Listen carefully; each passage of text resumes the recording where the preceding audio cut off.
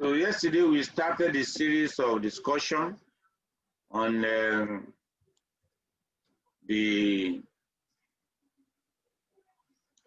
logistic regression.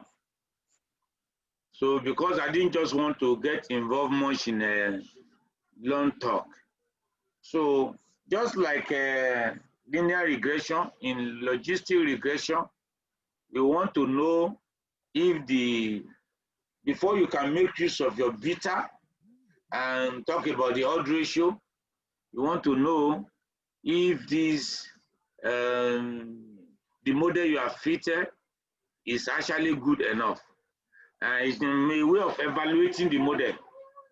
And there are 4 different things you do, group of different things anyway, there are plenty. You can do, you don't need to do everything. Some of them we have discussed them yesterday when we run the SPSS. I discussed most of them yesterday. Just for you to know, okay, after you have built the model, you want to evaluate the model, if it is good enough. So there are 4 different ways you can do that. You can look at the overall model, the relationship between all the independent variable and the dependent variable. You can look at the importance of each of the independent variable. You can predict the accuracy or discriminating capacity of the model or the validation. So under the overall model evaluation, we'll talk about likelihood ratio test, omnibus test of model coefficient. That is the chi-square that look like likelihood ratio chi-square we look at yesterday. Then the R square, we look at those R square, cos as name and kenegereke R pseudo R square. And there's one we didn't talk about yesterday, is Lemaitre test. I deliberately didn't click it when we were running. Maybe I can click it today when we are running it. All of them, they are actually doing the same thing. They are just plenty like that. So look at the word, one of them, the statistical significance for individual regression coefficient. Likelihood ratio, word statistics. I explained the word. This Professor Ward that described the word statistics. I say that you can, some people present it as normal distribution, which is Z. Some people also present like chi-square, like in some software, like a PFO, you present what statistics as Z, like the normal distribution, while the SPSS present it as chi-square, you square it, you know, beta over standard error, it follows normal distribution, that is Z, that's what all P4 present, while if you square it, it gives you the chi-square, and that is what SPSS present. Then odd ratio with confidence interval, which we did yesterday. The table of classification we were doing yesterday, where you look at how many is able to predict correctly and the total. So if from there you can actually do the discriminating capacity and look at the sensitivity and specificity. I don't know why some people, when you join us, you just open. Once the lecture starts, there is a noise on your background, you will mute yourself so that you don't come and disturb the every other person. So there are some assumptions that may be made. The dependent variable should be categorical. I think we know that. So even though we know that the outcome, the predictor variable can be anything. So when you are dealing with continuous variable being the outcome variable, there should not be outlier. So because if there is outlier, also is affected. So one of the conditions also that you should avoid is multicollinearity. We discussed that, especially when you are doing multiple regression, and because we want to lay our hand on multiple logistic regression. And multicollinearity means when you have about at least 2 of the exposure variable perfectly correlating with one another. Maybe correlation is more than 0.9, 0.9 to 1. That is near perfect. So that is multicollinearity. It's not good because if two variables perfectly correlate, it means they are actually the same thing. They are measuring the same thing. So I've seen it before. When you run if two variables are perfectly correlate, when you put both of them together, one will suppress the other. The second one, if you load them in, the second one will not appear.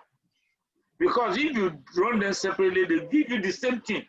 The same mod ratio, the same what statistics, everything the same. So that's why it's the same. So when you put them together, you will not even see. So multipolarity is not allowed. So you can do that by doing correlation matrix. Now, you can overfit. Overfitting means that when something perfectly fits, which is bad, it's not good. You know, for example, now you are trying to see this issue of the example we gave yesterday, cardiovascular disease and obesity.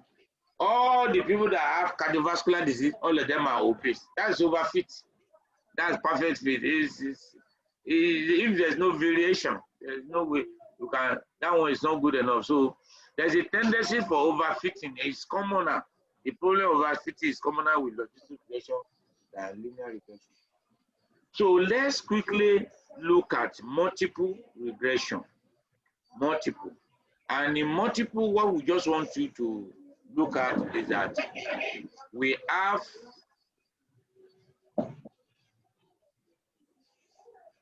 okay, this was multinomial. So we in multiple regression, I've shown you the formula yesterday. Who is making noise? In multiple regression, the outcome variable, the exposure.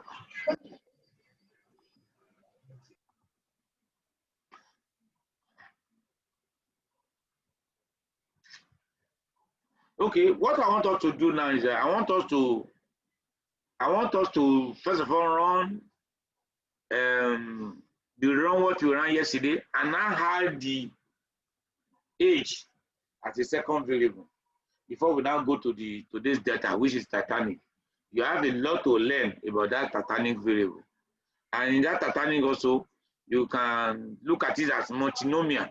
That we may not dabble into that, but just know multinomial when we have more than two categories of the outcome variable. So is anybody here that will share, or less I share my own, share what we did yesterday, quickly share the data so that we just rerun it and do put two variable, outcome exposure variable, put age also, in addition to the obesity. We look at the way it changed the hot ratio, okay? We now use the Titanic data. Is there anybody that is ready to share there? Or if there's none, I can share my own.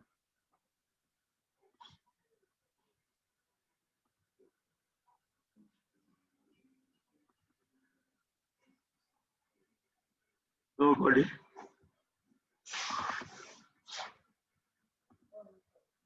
Obesity, obese.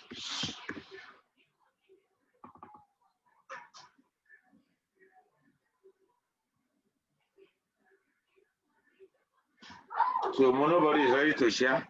Okay, let me share my own.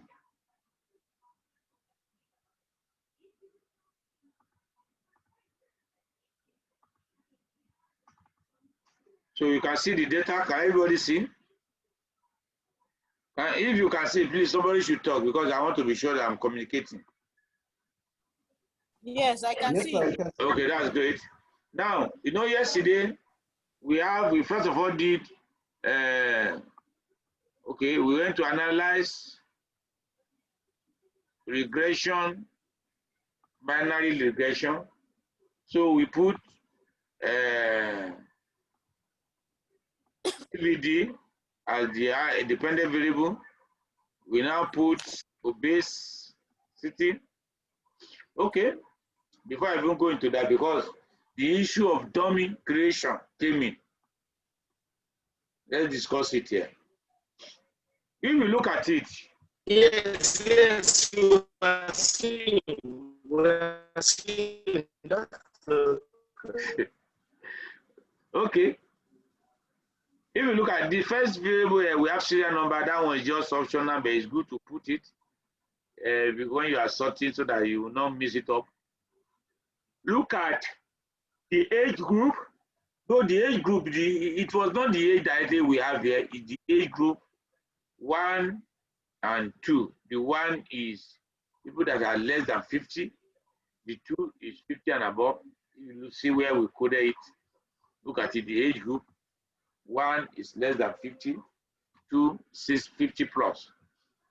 And when you see the obese, 1 is yes, obese. 2 is no, not. Then the CVD, 1 is yes, 2 is no.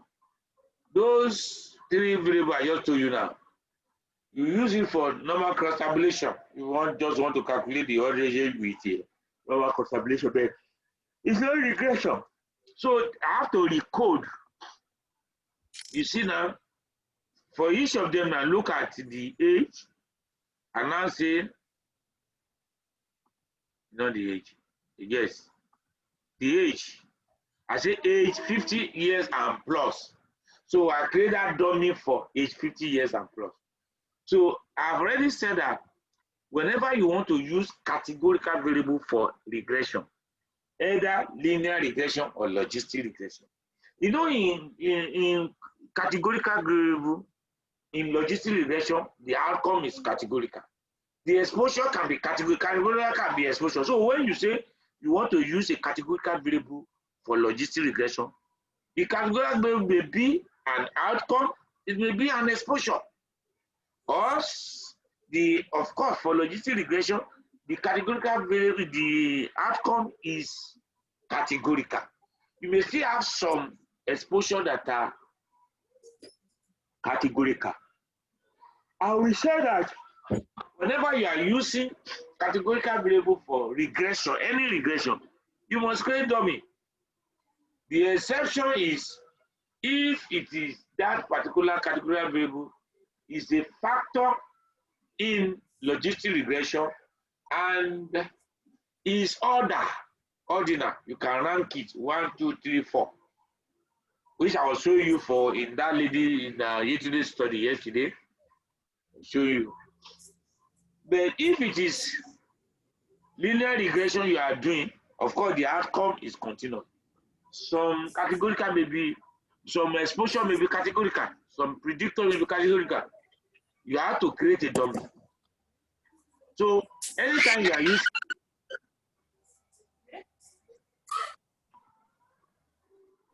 Jane,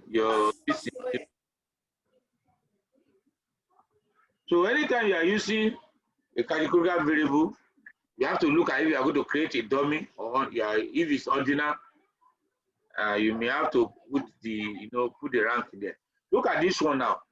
So the last 2, 3 rank is what I want to use for the legis. So I have to create dummy for each of them. And the number of dummy you create is number of category minus 1. All the 3 variables here, there are two categories. The age is less than 50 and 50 plus. The obesity is yes or no. The cardiovascular disease is yes or no. So that shows that for each of them is 1 dummy because there are 2 categories for each of them. So it's 1 dummy. And one will be 1 and the other one will be 0. The one you make is 0 is the reference. Like for example now, if you are going to use sex, so you have to make one reference. If you make the female reference, you code the female 0 and the male 1. If you make the male reference, you code the male 1 and male 0 and the female 1.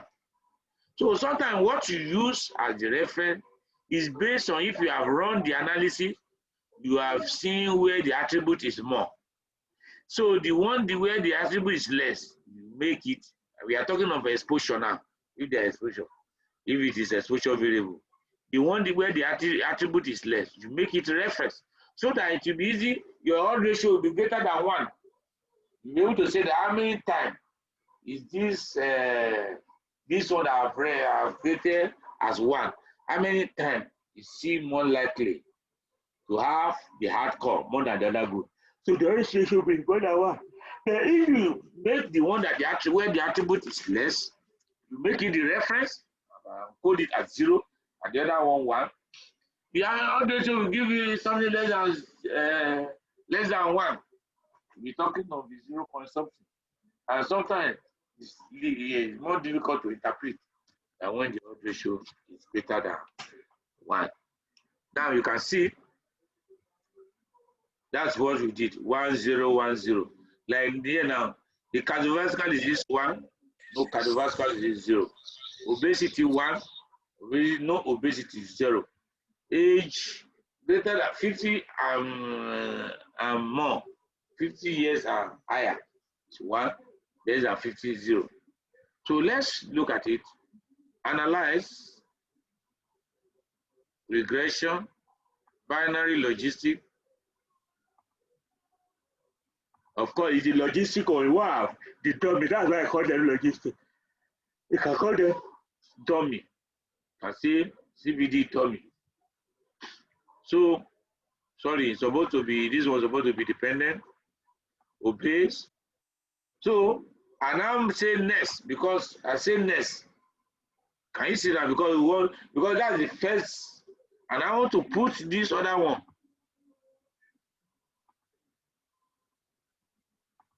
Next. So option, I've explained this one. Confidence interval. Then there's this lemechon. Let me just put it. Let me explain what it means.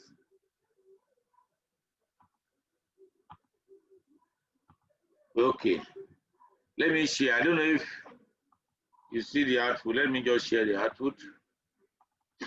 Can you see the output now? Can we see the output? Yes, sir. If you remember the one we did yesterday, it gave us block 0, block 1. But this one is going to give us block 0, block 1, and block 2. Because it's 2 block step we did. Can you see? So you remember the block 0 is where there is no hex, there's no reductor. So that is why he's saying under the block 0, what we got yesterday is what is there. We say variable not in the equation. So obesity. Then you come here, block 1, that's the one for the one we did yesterday. Then block 2, we have added, we have added age. We may serve as a confounder. So look at the result. Now let's look at the final. Look at the odd ratio. The odd ratio for obese logistic 1.52. The odd ratio for this one is 1.92. Is 1.93. You see? Then the constant is this. I don't know if anybody observed anything. This data set is what we also use for stratified analysis. Do we observe anything in the result of the odd ratio? What did you observe? I want us to look at it because that's what may stimulate our thinking and make us to understand this thing. What did you observe in this result now that we saw day before yesterday?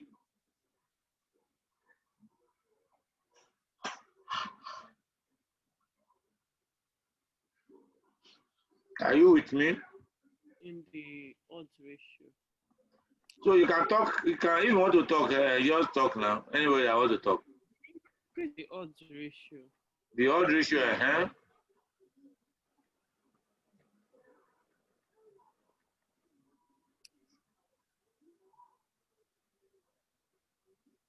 To the model. We have looked at the model here. Hello? Yes, I can hear you.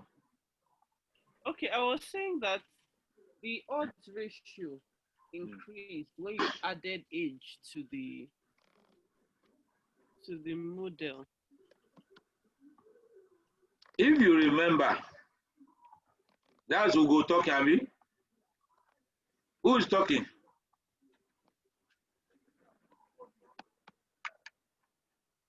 Who is talking? Who is contributing?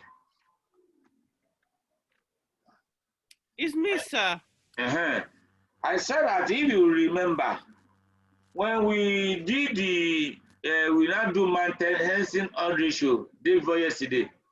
You remember the crude oil ratio was 1.93. That was what we first of all give out for the, when you put only obesity, 1.93. Even when we calculated crude oil ratio, 1.93. When we now control for age through mountain enhancing, you remember the oil ratio now became, the mountain oil ratio is 1.52. Are we together? It's not only I'm talking to. So I don't know. Okay, Doctor. Yeah, We sir. can hear you. Yes, sir. Yes, sir. Yeah, I said day before yesterday. Or should we go and run it? Maybe I should go and run. We should do, when we did crude oil ratio, we got 1.93, which is what we got when we're doing certified analysis. This is what we got when we run obesity alone, 1.93. Then when we did mountain enhancing oil ratio to control for age, we got 1.52. Which is what you get for the obesity now after you have removed the age. That means it was confirmed. Yes, now I'm just telling you that the same thing. What you are doing, you are using the logistic regression to do is what you did with maintenance. Okay, maybe I should do it so that we see, because it look as if it's confusing. Let me go and do it. Let me just go to cross tabulate.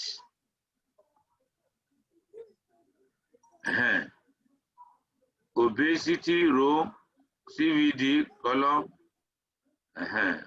We now came here. Risk. Look at the answer. Are you seeing the result? Are you seeing the screen? Or should I share? Are you seeing the screen? Please, I want somebody to respond. Yes, sir. You're seeing the screen, now, sir. you will see. Look at the crude oil ratio. Look at the oil ratio.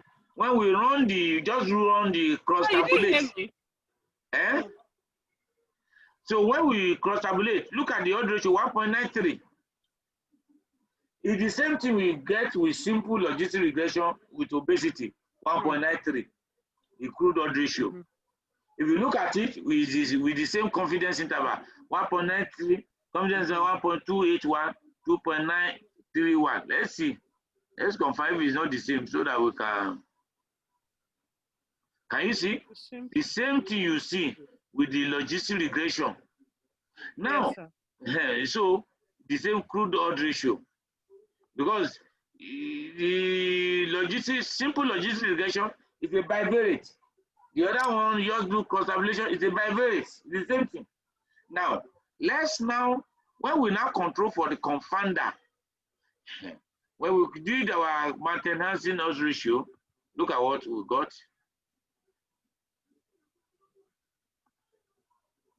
You remember, we now move age group, and now move it here. And now, say we calculate cocaine, maintenance, whatever. So when we run it, look at the answer.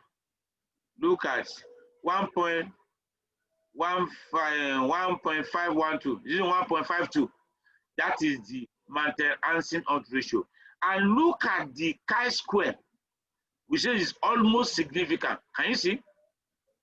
Yes, sir. 0.064. So what do you do when we control for age here in the regression? Look at it.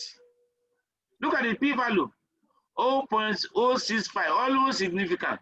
Look at the oil ratio, 1.52 also. Does it make sense? Yes, sir. So you either, the same thing that you use maintenance to do, you use multiple logistics. But if let's say we have more exposure variable, it's going to be more difficult interpreting with enhancing.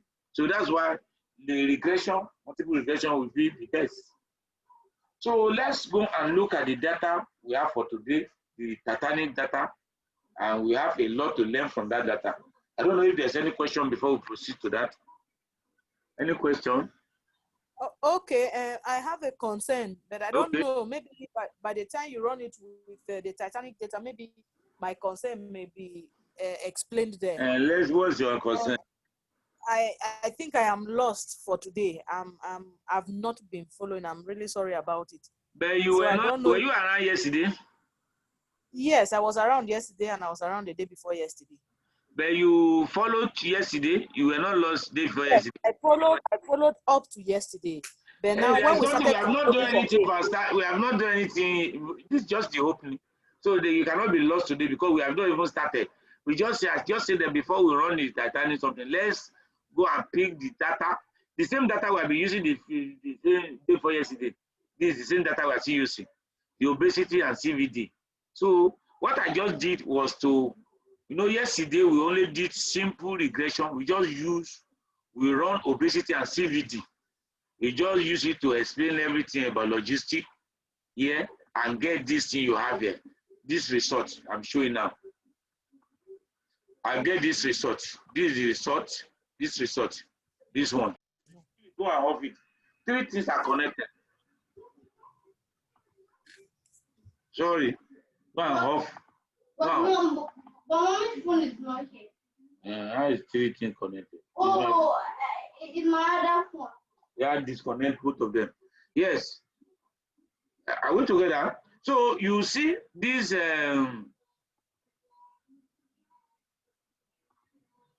Look, can you see? This is what we run yesterday. Jane, are you following? Yes, sir. Yes, sir. You understood what we did here yesterday by getting this Yes, one. sir. Yes, sir. So what we just did was to now, okay, maybe what I did, let me just show you. I want to analyze, we now say regression, binary, logistic. So I guess you were not around when we did a linear regression. Were you around? Yes, I was around. I followed very well. In fact, Okay, everything about linear regression I understood okay, no was problem. very clear. So what I did here, look at it, is to move. As you move CVD, I've created dummy. You have to use it. You cannot use the same variable the way they were because I coded them 1, 2, 1, 2. Then when you want to use for logistics, you have to create 1, 0, 1, 0. So those are the one I put logistic. They are the dummy. So those one, like in the dummy now, the obese people, we coded them 1. The non-obese, we coded them 0 instead of 2. Yes, sir. Then for the CVD, we coded them 1.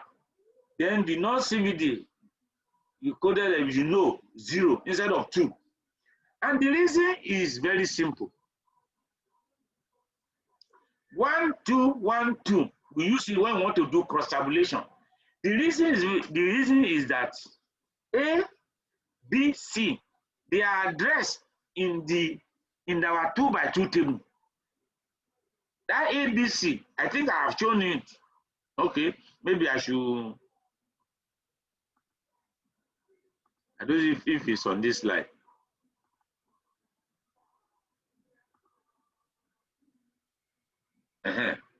So now can you see the slide? Can you see the slide? Yes, sir. Yes, sir. So this slide now, 46 is A, 254 is B,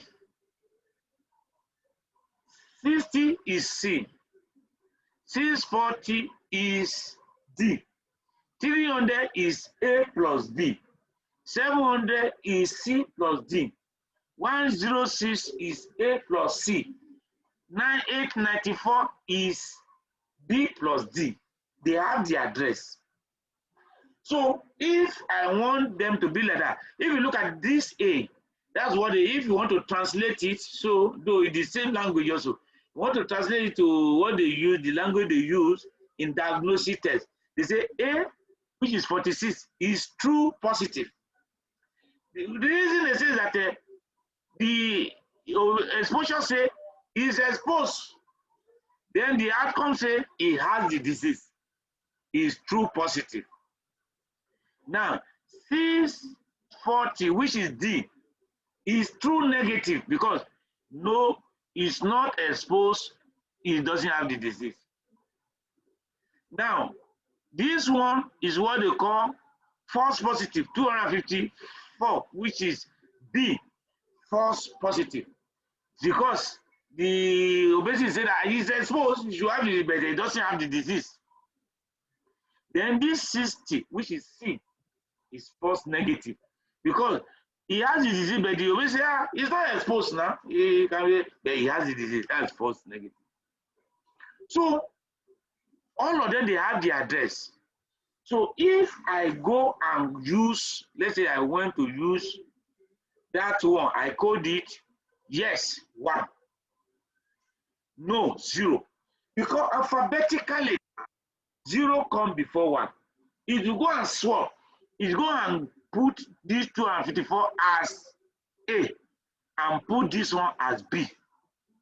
And that is why when we are doing the cross tabulation, we code them in series like that. 1, 2. Yes, 1, 2, no.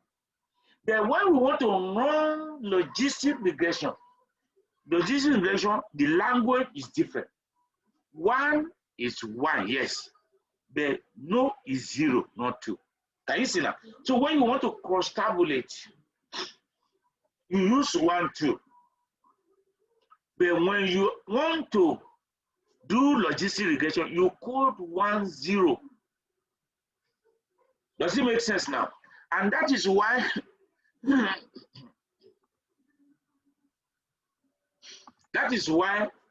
we coded it in 1, 0.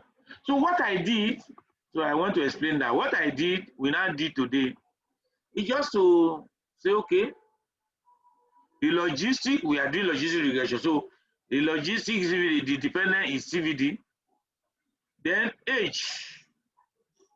We can, if you go and run it, not age, I wanted to put here. Okay, sorry, previous. Obese. If I want to run it like that, I just go and run it. It's just like what we did yesterday will come out. But I want to do multiple now. I want to control for confounders. I want to put age inside to join obesity. You can put it, when you put it like this together, they fall in 4th century. You can just put it. In that case, I don't want, because if I want you to first of all run the obesity alone, I have to put it in layer. But if I just want it to run both of them together at the same time, I'll put it like this. If I put it in layer by layer, it will first perfect the first stage, obesity alone.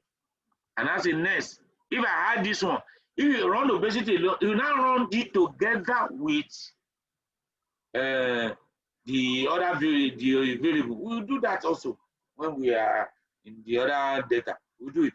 So this is what is called stepwise. You are doing step by step. So that was what we did. And the result is what you see here. For you, can you see that? When you run the obesity alone, it gives you as if it's, then together with this one, it gives you this. So what I was now discussing is that when obesity alone, you can see the odds ratio. It's the same odds ratio when you don't do the cross tabulation, you do your crude odds ratio, 1.93. Because simple regression, that is only one variable, is like it's a bivariate analysis also. Just like the way you did the cross tabulation and you came with odds ratio. It's the same thing. It's a bivariate also. Can you see the same odds ratio, the same confidence interval give you? In fact, this 0.022 is the same. If you go and do, what do I call it?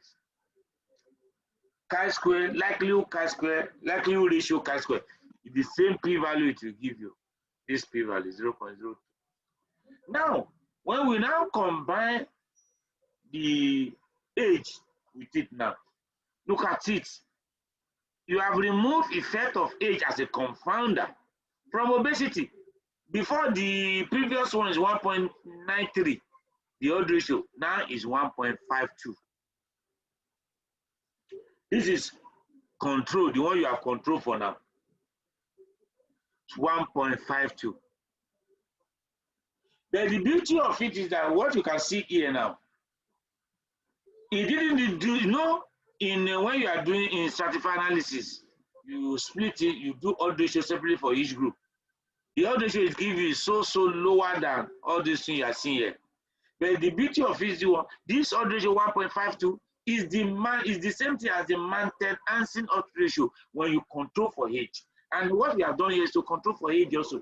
So when we have controlled for age, what we have now, it is adjusted odd ratio for obesity. The one we have here, 1.93, is the crude odd ratio. The one you have here is adjusted, when you have adjusted for the effect of age. But I was trying to show you something. In the maintenance odd ratio, you can see it was significant. And when you come to, no, in crude odd ratio, it was significant. The maintenance odd ratio, so it was no more significant. And it's like 0.06 something. It's the same thing you can see here now. It's not significant. It's 0.065. So it's telling you that you do logistic regression, you do stratified, it's giving you the same result to control for confounder. The superiority of this one, of logistic regression, is that when you now begin to have many factors, it is easier to run, to manage than stratified analysis. When you begin to have many factors, like now in the one we're going to look at now, we have a couple of factors. So, are you still confused? This is better now. Okay, that's great. Very much. It's better. It's not best. It's not the best, right? It's just better. No, it's good because I couldn't do this with Stata. So okay. Coming back again to SQL, if I'm not able to do it there. Okay, no problem. So, okay, let's look at who will share the other. Let's check the Titanic this now. Who will share with us? Who will share the Titanic data with us? Dr. Larry, welcome. Dr. Balogun, welcome. Who will share the Titanic data? Good evening, everybody. Good evening, sir. Yeah. So nobody want to share, okay? But that would have been good, though, if somebody share an Titanic. Okay. You want me to call name, Abi? Okay. I can share. The thing is, okay. I'm using my I can share, sir.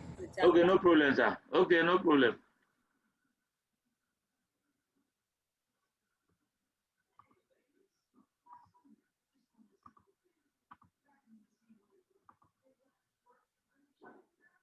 Because me, I like it when someone else share apart from, because at least it will take the attention away from me, and somebody else is among the participants is learning it hands-on. And other people will see that, look, it's one person that is doing it, I can run it also. That does it. Yes, that's great, sir. This is a data set.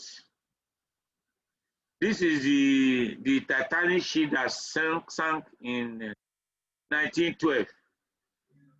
So some years later, some people were able to get, some time later, some people were able to get about 1,000. There are about 2,228 people on board.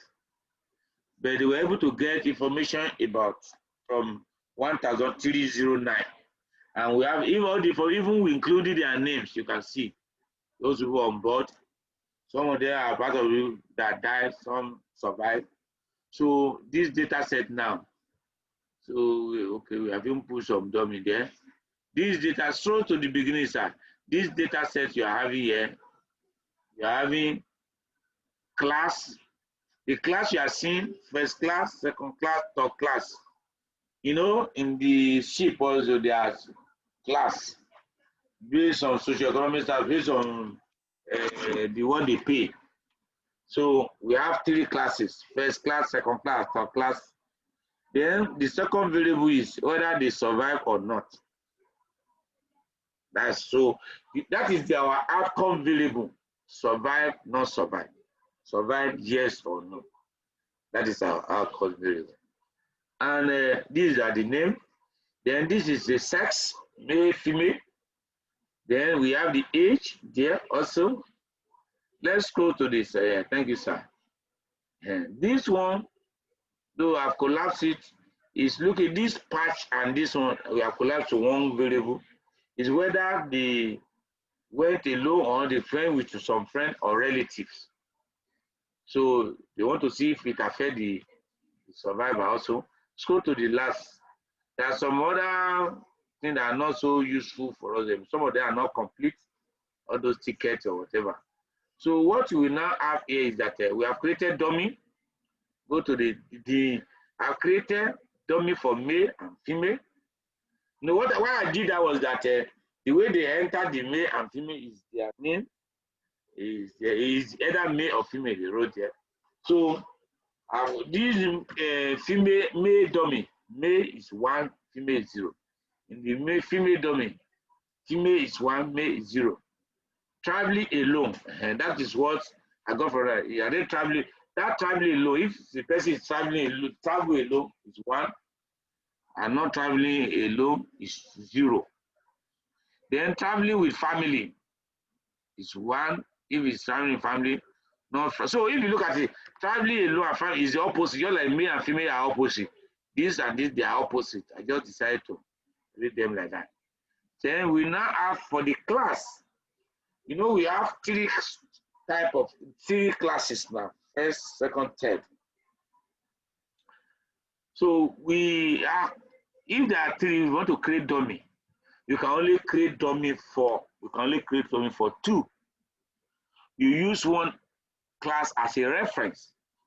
So we have created dummy for first class and second class, and use third class as reference. So does anybody have issue with creating what I've just explained about dummy? If you look at it, male and female, sex, there are 2 possible outcomes. So you can only create one dummy because there are 2 possible outcomes. The same thing with travel alone, travel all together. But look at the one that has 3 classes, 3 categories of outcome rather. So this one are 2 categories of the outcome. We create one dummy. But when you have 3 categories of outcome, you created 2 dummy. So you only create dummy for one and use the other one as reference. For male is male dummy now. Male is you create the dummy for it. Female is the reference, is the 0. The same thing for female dummy, male is the reference, is 0 there. For traveling alone is 1. Not traveling with family is the reference. For traveling with family is 1. Traveling alone is the reference. So first class dummy, second class dummy. So here now, for first class dummy now and second class dummy, the third class is the reference. So you only create number of dummy you create is number of the category minus 1. Any question. And the one you create the dummy for is 1. Any question concerning the dummy before we proceed?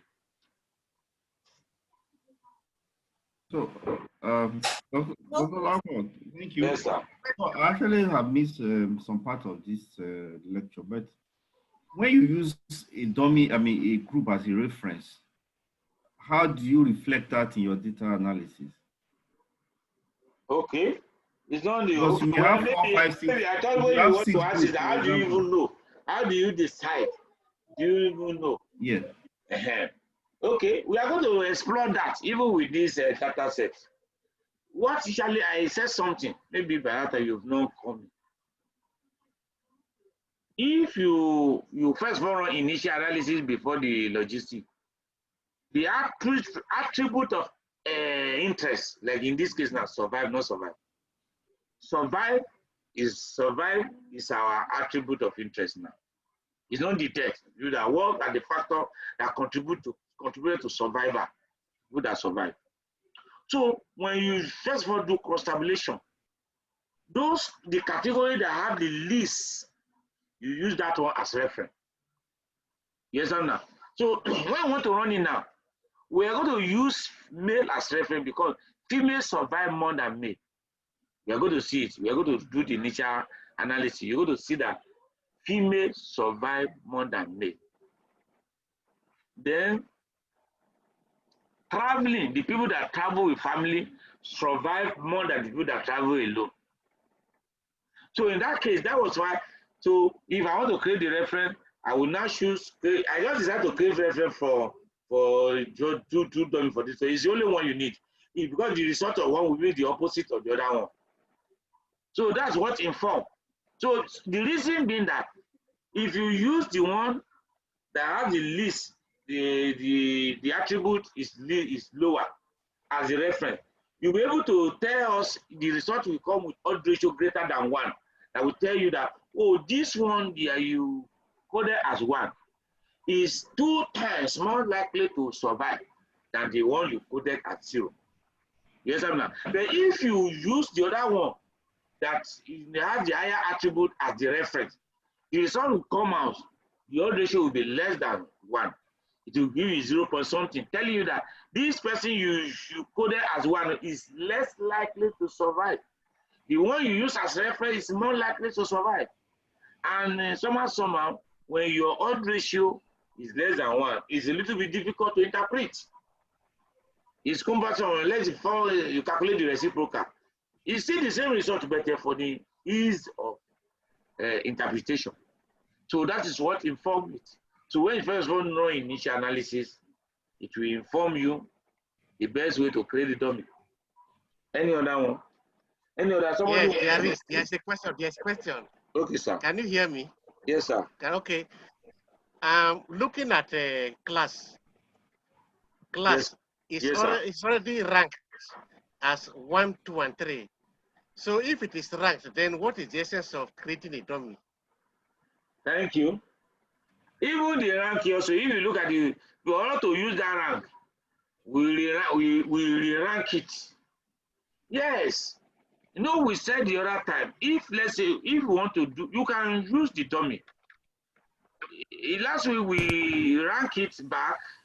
We are going to use both. You're going to see the reason. So it's good. The question is very good. It's a good one, sir. So we are going to, that's why we have leverage to, to analyze in different ways. You're going to see the reason that you should use the rank in some situation, the reason.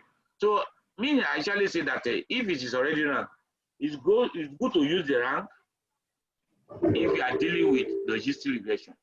But if it is linear regression, this is a factor in linear regression. You cannot use the rank. You have to create a dummy. You have to use the dummy. Because in linear regression, in logistic regression, what we are looking at is not the real value you are predicting.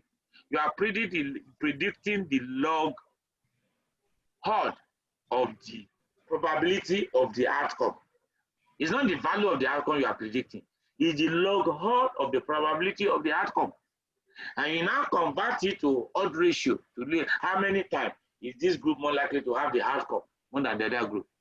But in linear regression, you are predicting the value of the outcome. We will carry its unit. If it is blood sugar you are predicting, it will carry milligram per day. It will carry the meaning, the unit. But here, it's not like that. So because of that, you cannot use the ranking if it is for linear regression, because it will be giving impression that that 1, 2, 3, they are the value of the it's not the value. But if you now create the dummy, they have already programmed the computer to understand that is there, not there, absent, present. That's what it means. 1, 0 means absent, present, absent, present. Do you get the picture now? So if you are using this one now for linear regression, it's a predictor for linear regression, is the dummy you use. But if you are using it as a predictor for logistic regression, you can use both of them. But it's preferable to use the ranking. And you're going to see the reason when we run it. Any other question? Any other question? Okay. I think let's first of all do the initial analysis, sir. Let's look at the cross-tabulate the survivor and not survivor by sex, by class, and by traveling alone or not. Thank you, sir. So survive is the column. No, it's column. That is the outcome. And put sex the way it is up. Sorry, I can't see what he's sharing. No. I can see, if I can see, everybody can see because it's not me sharing. Who else cannot see? I can see it too. I can see. Oh. No, I can see. If I see, everybody can, because see. I'm not the one in control, is Professor Tokzena is control. So if I can see, everybody should see also. Because it's not from my computer. I can see. Yeah. It's only Prof that is not seen it. Okay. Then don't go here, sir. It's not only that one. Let's look at go to class. Put class there also as a factor. No, as a factor. Up, row. So then scroll down, sir. Scroll down, sir. Scroll down. There's this traveling. Use that traveling with family. Movie as a factor also. No, as a factor. That okay. Have you put it, sir? Yes. So go to the statistics. You want to look at the statistics. Click on the chi-square. Okay, continue. Continue and click on row. Say. So that we can look at the percentage row. No, you don't want the observed value. Go back. It will not show you anything. Continue.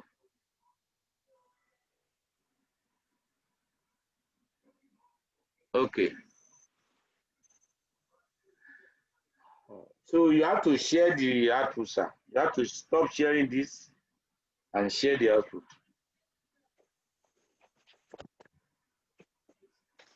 Dr. Adebusola, you are welcome.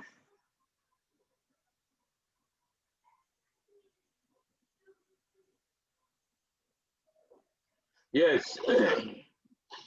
You see, yes, you see the table. The first one is sex versus survive or not. You see the survive.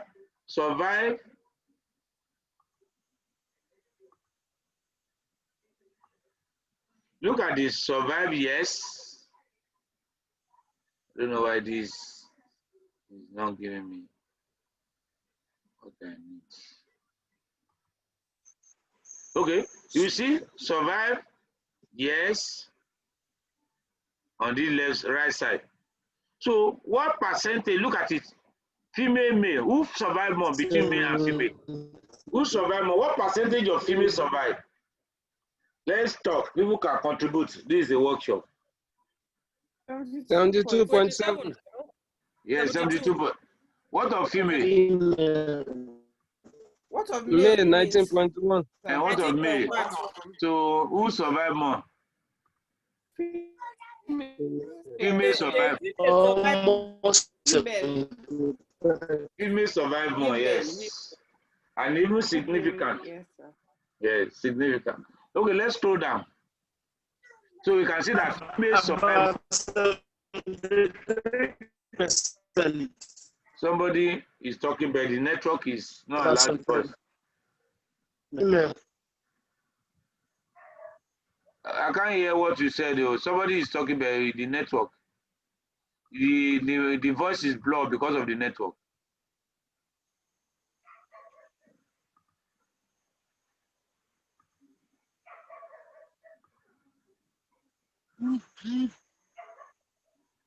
Okay. It's ranked. It's okay. Let's look at the class now. Look at the class. Which class survived most? First, second, third, just in that order. It's like a ranking. Okay. Can we see? 61%. Can somebody see? Yeah, 62%. Okay, Dr. Fatme is raising hand. Okay, ask your question. Dr. Fatme. That was earlier. Sorry. Data set, but I'm following this one.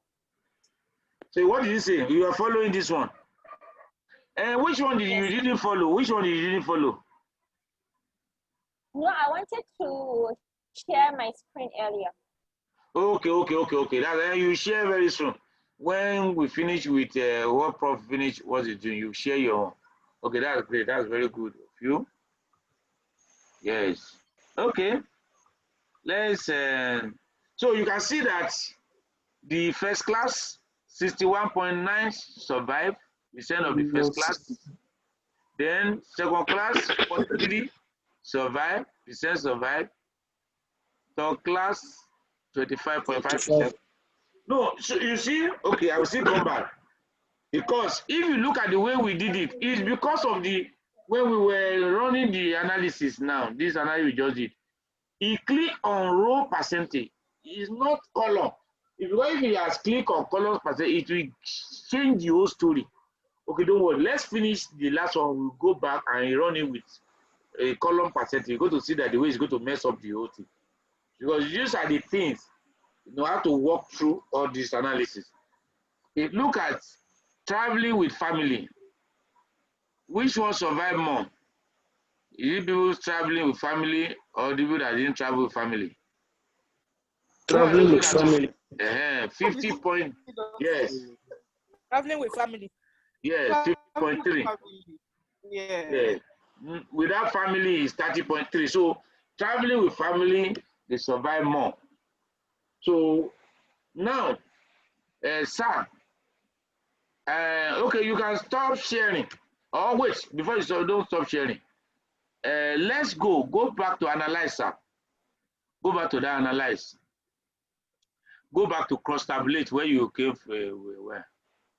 Now, go to that cells. Thank you. Check that one and check the color. Thank. You're going to see something. Yeah, scroll down.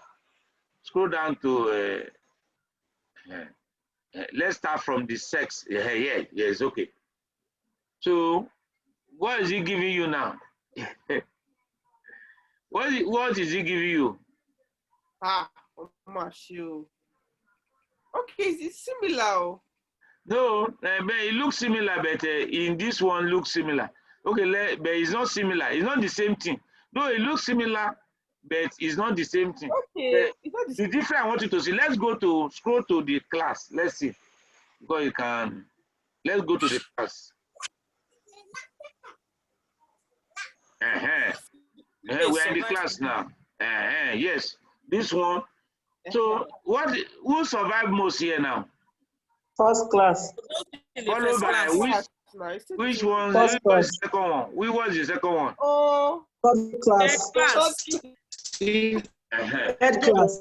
This one is a wrong interpretation because that one, this one, what is telling you is that because this is column percentage, is telling you that out of the 500, all the people that survive, here you're listening, out of the people that survive, 40% are in first class, 23 are in second class, 36 are in third class. Out of the total that survive, do you get a vision? So that one does not give you the percentage rate of survivor.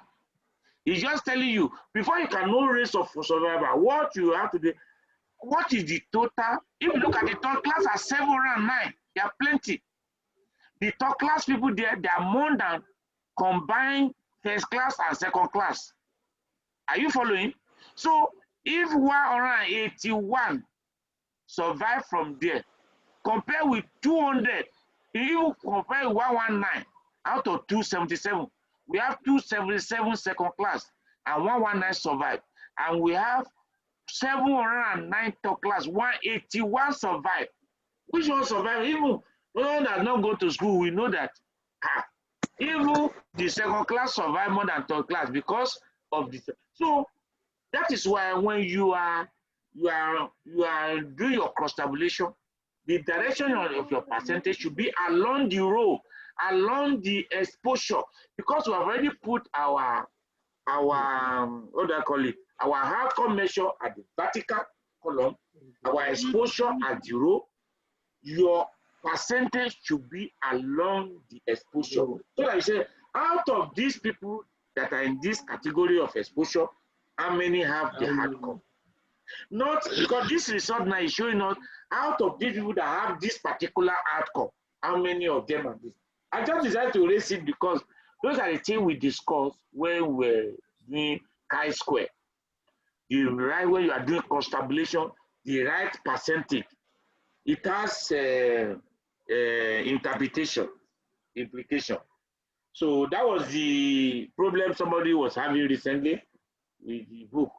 So you have to go and, you know, have to go and, because somehow it will affect the interpretation. So now, are you confused? Is there any confusion there? No. It's Prof No, that is talking. Professorial voice is different from other voice. So let me separate professorial voice from other. Let's ask other people. Okay. But it's definitely it's clear to me. I don't know about others. I think others. Okay. If it's not clear, let me know. There's no harm in. If it's not clear, you can even shout me now that it's not clear. You may not make mention of your name. I will repeat it. Chat me privately if it's not clear. Where we want me to repeat.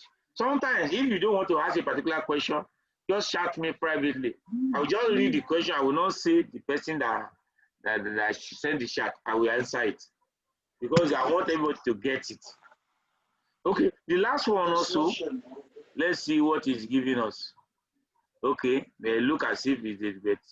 Okay, if you look at it, either the chi-square will be the same, but the direction of your percentage can affect your interpretation.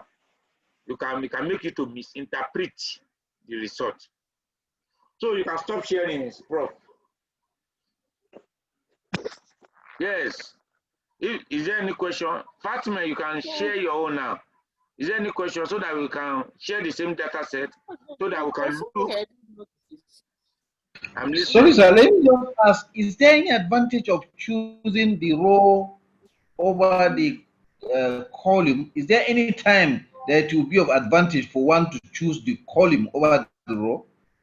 Are you talking in putting the percentage or in terms of the percentage? In terms of the percentage, sir.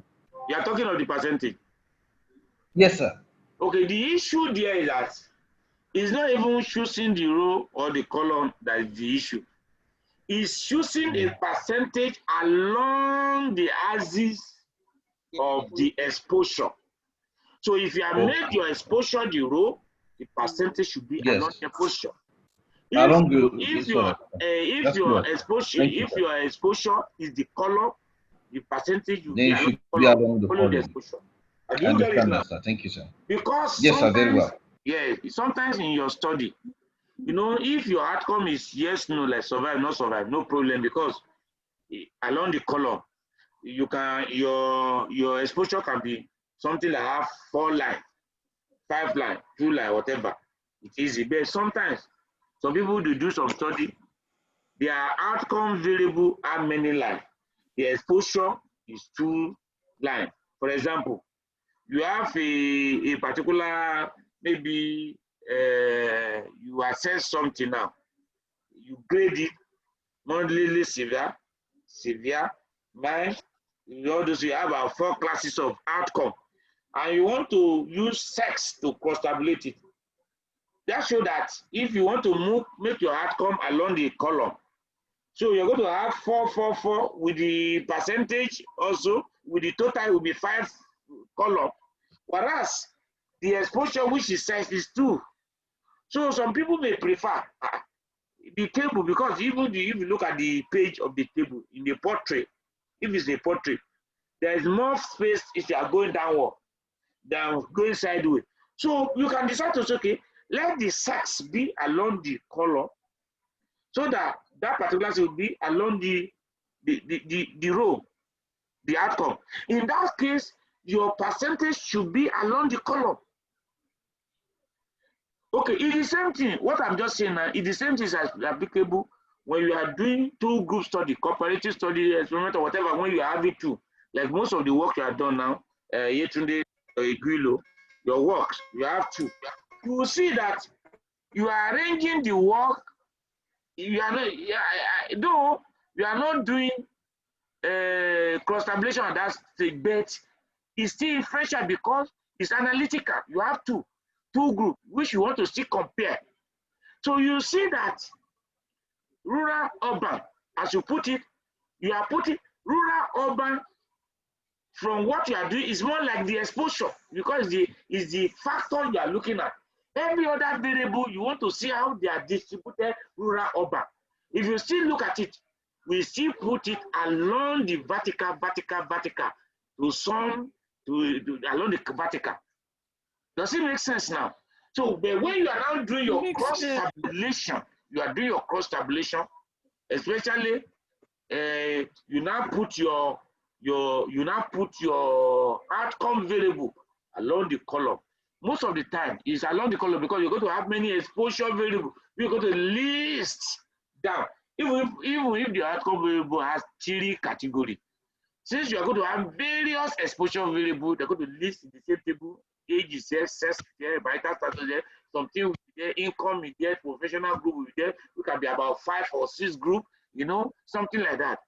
You see that is still good. You're going to put your outcome variables along the column. Just know that your percentage should be along the axis of the exposure predictor. So that I will not say out of these people that so in this case, go on.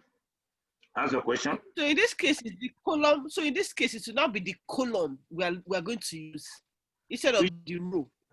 Which case? That's when you're having when the exposure is along the column. When you arrange it. Yes, if your exposure is along the column, your percentage will be along the column. That is, when you have the total out of the total along the column, what percentage is in this class? So if you are running your analysis, because the SPSS will ask you the cell, is it row percentage you want or column percentage? So what you should want should be where you put your exposure. You understand me now? Where you put that's where the percentage, because otherwise you misinterpret. There are many results that have been misinterpreted. Because it doesn't change the chi-square anyway, but the chi-square with the thing is significant or whatever, but the interpretation is upside down. Okay, I think we'll proceed. If there's no other, let me know. Fatman, you can share your own. Fatman, share your own and let's look at it. I don't have this data set. Sir, okay, I shall allow you to share. I've allowed. I don't have this data set. You have now Titanic. I send it to everybody. Titanic. You don't have? No. Eh? You don't have Titanic? I don't, sir. No, I don't. No, No, I don't have. But you have the one we just finished using. The other one, you Yes, have the obesity. CVD and obesity. Oh, it's a mix-up. You have, because I send them together. I send the module. The other one you sent. The other one you sent is about this. This is the other one. Which other one? With regards to cosmetic and something. Cosmetic. Yes, meat. Is it vegetarian or something? Okay. Is that what I sent to you? Yes, sir. Yes, I know that I was considering using it also, but eventually I discovered that this titanium is better. Okay, don't worry. I will share with you. I will send it now. Okay, who has apart from Prof, who has the Titanic to share? I will forward it to you now, please, so that you can download it, because it's good to. Who has, and the person should just. I thought I sent the last something. I forwarded it to everybody. So to everybody, I don't know. So somebody should check. I should share where I want to forward this into Dr. Fatman.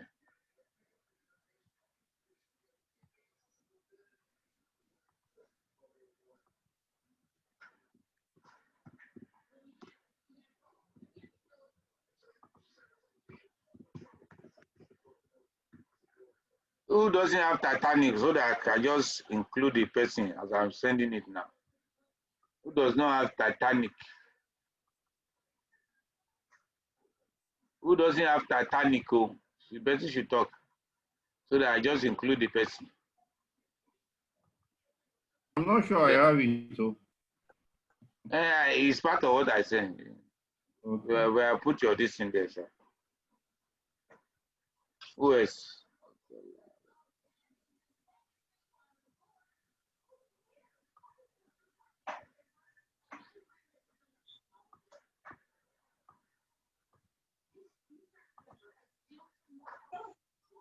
Okay, who else? Nobody, okay.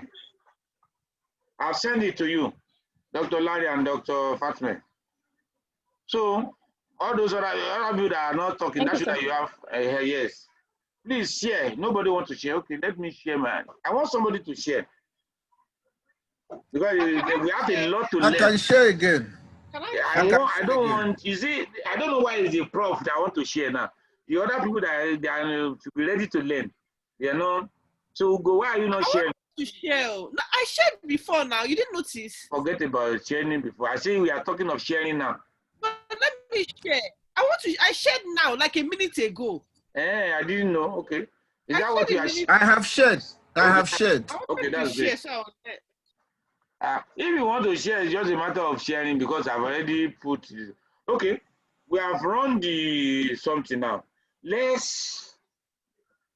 And I've already told us how we did the coding. Is there any further question about the coding?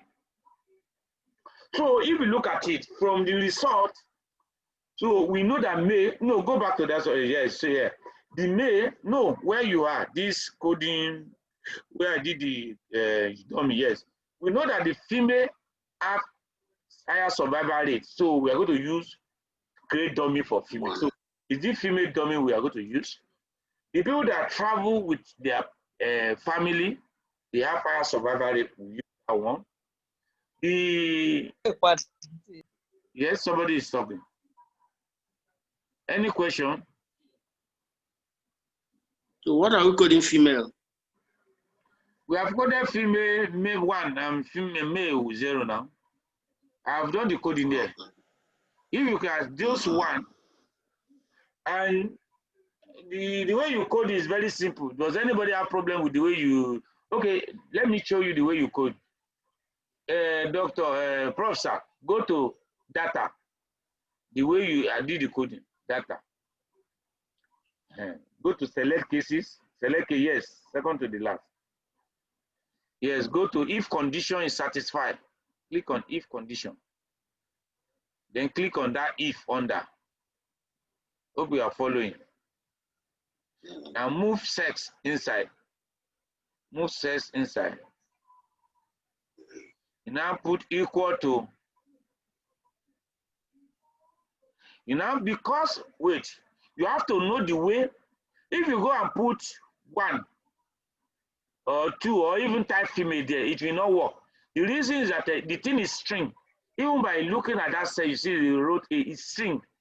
It's not numeric because they type male female there. Yes, I mean now. So, okay, try you see something now. Type female. You see what it do. Just type female. Yes. Please continue. We see what it will do to you for the turn. Can you see? Incorrect. So click OK. Now, what you do is erase it and now put either double quotation or 1 quotation. Anyone. Just put either double or first or 1 quotation. They type the female now. And it's case sensitive. The way is familiar. Then close it. Thank you. It's case sensitive. Because the way they put it is female, small letter, female, they put there. You have to know, if you go and type capital letter F, it will not take it. It's like more like a picture, the way it is. They enter it. So click continue now.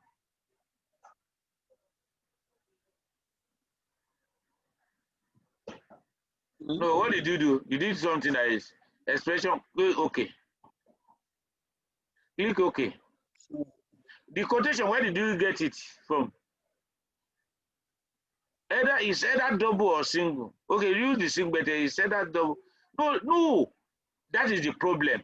You put the single 2 times. No, in the laptop, there is double on its own there, there's single. You can use any of them. That was not that you put 2 times with your hand. If you want to use the single, just use, or you want to use double. Oh yeah, continue. Can you see now? If you decide to click, because the double in the computer is shift. If you use it, it will work. But not that you put it 2 times. Okay.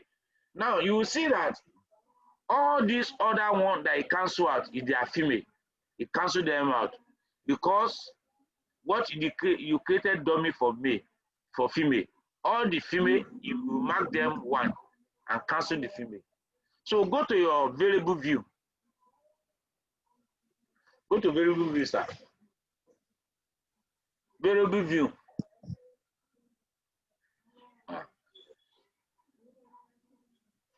Where are we? Variable view. You don't know, variable view is down. That the type data view. You are in a data. It's gone. Yeah.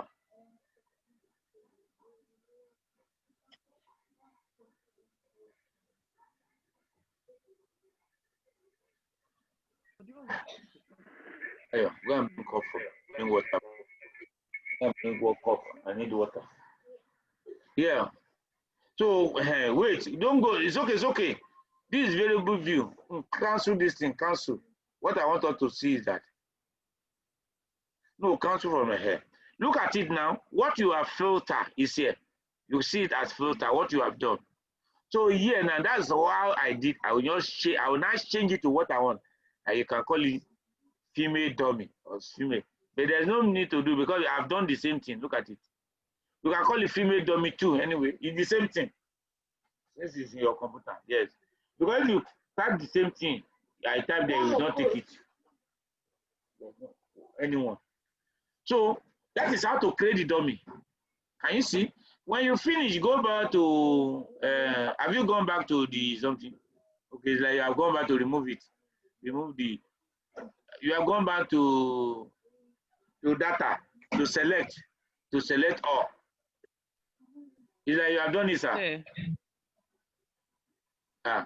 Who is sharing? Who is sharing? Who is doing sharing? I should go back there. No, no, it's okay, it's okay. You have done it now. All cases selected. What I'm saying, after you have done this, you know it has selected only female. After you have created your DC, you have to go back and say all cases. Otherwise, when you are trying to analyze, it will only analyze female for you. It will cancel out the male. So I just want us to see the way we create the dummy. That one is the way we create the dummy for 1, 2, the variable that is only one dummy you are creating. You cannot do that the same thing for if it is. You cannot go and do that the same thing, yes, for class. You cannot do that for the same thing for the class. If you want to do the dummy for the class now, what you go to do? Go to the class now. Because it's good. This session also is good because go to the class, the beginning, where the class is. Scroll to the beginning, to the left side.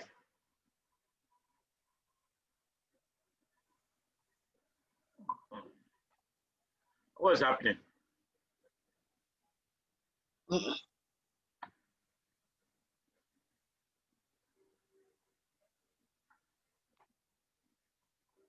Yes, you see the class.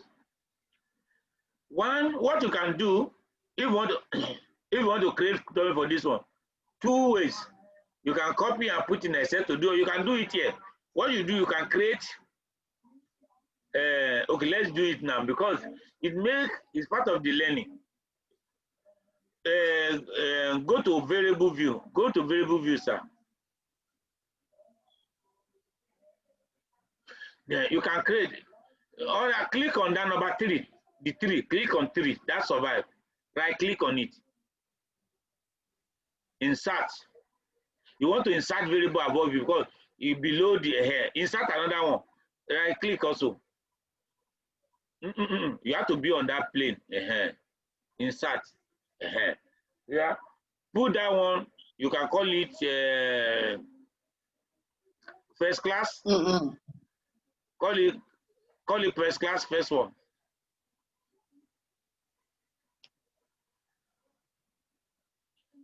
class. Call the other one second class.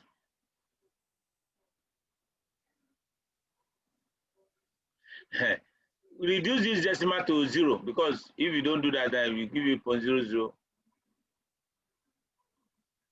If you look at when you create a new variable is numeric for you, go to data view now. Data view. You see the spaces there. First class, second class. All you need to do is that we want to create dummy. The dummy for first class. Know why we want to create dummy for first class and second class is that the attribute we are looking at is list in third class. So our third class is our reference. You're only creating dummy from the other two. If let's say the attribute of interest is not survive, is debt we are listing, we are looking for. Debt. You know the debt is opposite of the survive now. If you are looking for it, you can be seen that the debt is highest among the top class, least among the first class. We are going to create dummy for second class and third class and use first class as a reference because the debt is least there.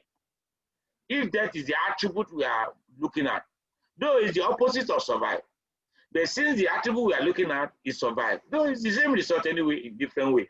So it's survivor. The survivor is least among the third class. That is why the third class is this. Now, if we look at it, the first set, the way they arrange the data set, the first set are first class, followed by second class. So what you need to do is that when you are creating the dummy for first class, all the rows that are for first class there, you are going to put 1, direct 0. So type 1 in the first cell, sir. Type 1. Now come out of the cell. Click on the cell, right click now, and copy. And now begin to scroll down to where that first class ends.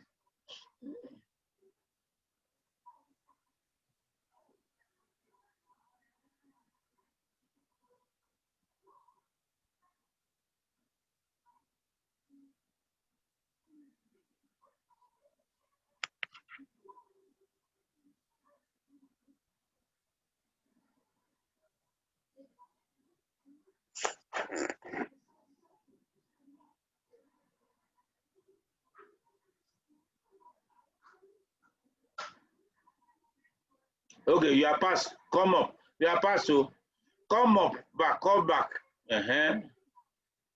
Yes. Right click and paste.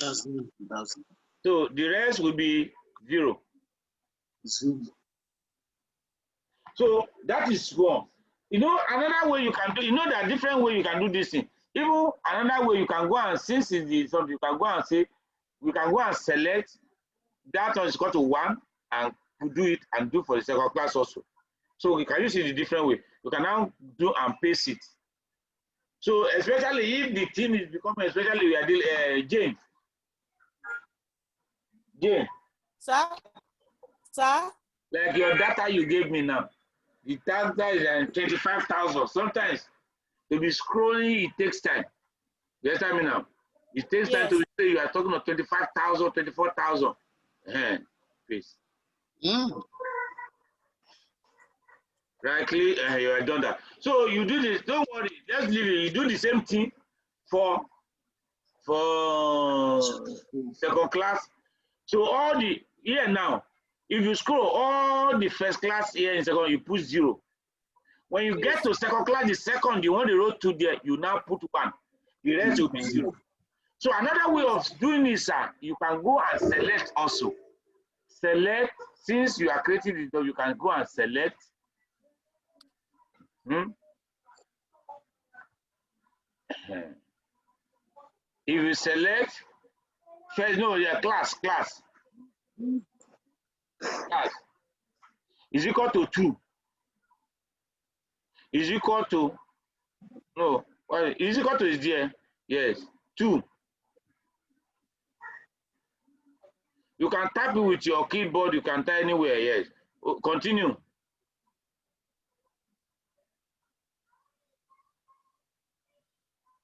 Okay. If you go to your data variable view now, you go and change it. That's second class. Because if you look at it, it's only the second class that will say 1, the other one will be 0.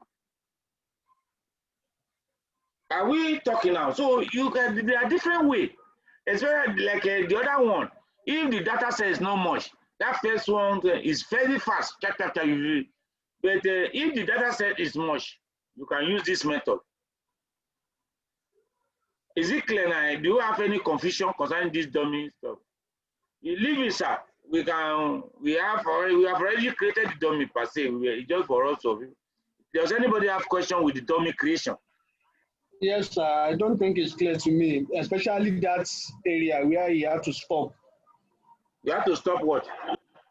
You know, when after right clicking and copying, you know, was cooling down to a point, then now asking to stop. I don't know why we are stopping there and now put others at 0.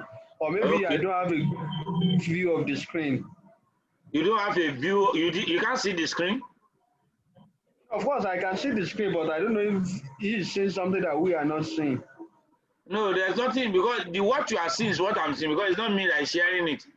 Okay, Prof, go to that, the beginning. Go to the beginning of that something. Just a minute, sir. Hey, Dr. Lomfemi, you have not, I'm in a session, I'm in a training now, sir. And later, I'll call you later. That thing, you've not helped me to send it. Okay, I'll call you back. I'm in the workshop. Thank you. Yeah. So, okay. Are you looking at it now, Dr. Ogungbe? Scroll down, sir. You see, first class is from 1 to about maybe the first 600 or the scroll down, sir. The first 300 and something is first class. Wait, where is start? It's 300. The first 300 people, I think. Wait. You are passing. I want to see where that went. Can you see? 323. So the first set of people is 323. What he was doing that is creating dummy for first class. So everyone from that dummy now, the first 323 are first class. He now put 1 there. The rest is put 0. So if you want to create the dummy for second class now, it's only the second class is marked 2 here. You now mark all those ones and put 1. The rest will be 0. So is it clear now? Okay, sir. I think we can proceed. That is why I usually tell people, when you are coming for this workshop, install this thing and be ready to participate. It is the process of participation you learn. You cannot be looking with your phone. You will not learn much. So that's why I want people to do it. Okay? Because if I'm doing that, there's a tendency for me to be too fast. Okay, let's go and run the first. Let's first of all do the simple regression for all those variables now.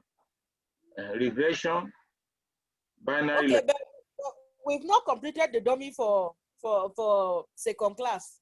We have done it. I'm just demonstrating. I've done it in the data set. I'm just telling you how to do it. I've done it. In even the data I sent to you. I've done it before I even send the data to you. Okay. I call them first class dummy, second class dummy. So I was just using that one to demonstrate. I just thought, okay, the way I created the dummy is more like a finished work to let people have the feel. Because if you want to do your own analysis now, you have to create the dummy. You cannot do logistic regression without the dummy. So how do you? That was why I just let me go over it. And you can go and lay your hand on it. Okay, binary logistic.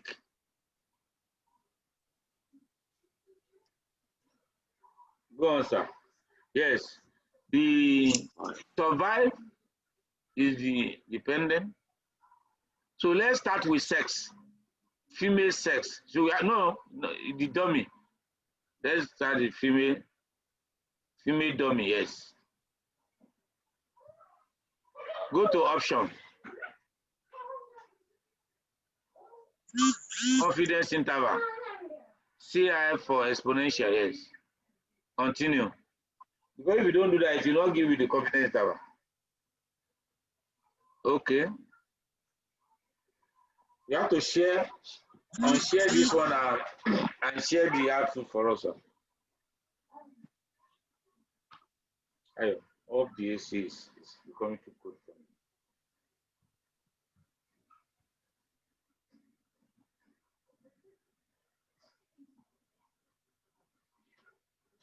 me. Yes. Oh, you know,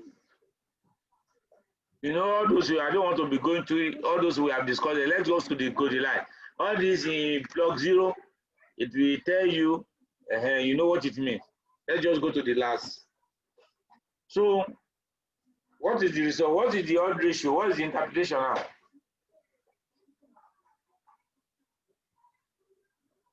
Is it significant? It is. Yes. So, what is the interpretation?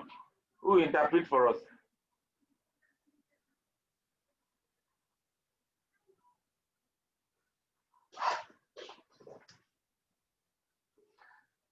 Nobody can interpret it. Females are 2.4 times more likely to survive than 2.4 times? males. No, 2.4 11. times. 11 times. It can be as 11 times. So sorry, about 11 times likely to survive, and it could be as high as 14 times. 15 times. You can approximate it, yes. 15 times, okay. 15 times. Female will survive more than male 11 times. Okay, let's rerun it and use male male dummy. Let's rerun it, sir. Let's go back and run and use male dummy. Let's see.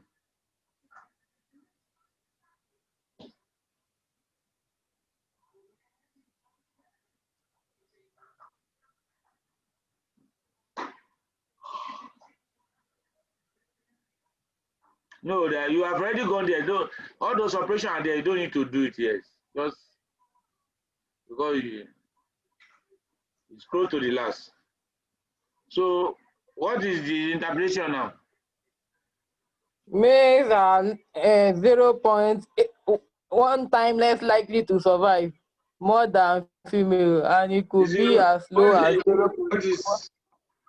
Less likely to survive. Yeah, female are less likely to survive.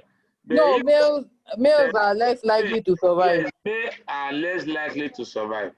So if you look at it, male are less likely to survive, female are more likely to survive. Is it not the same thing? It's the same thing said in different ways. It's the same thing. Now, if you want to, you cannot say female are or male are 0.088 times less likely.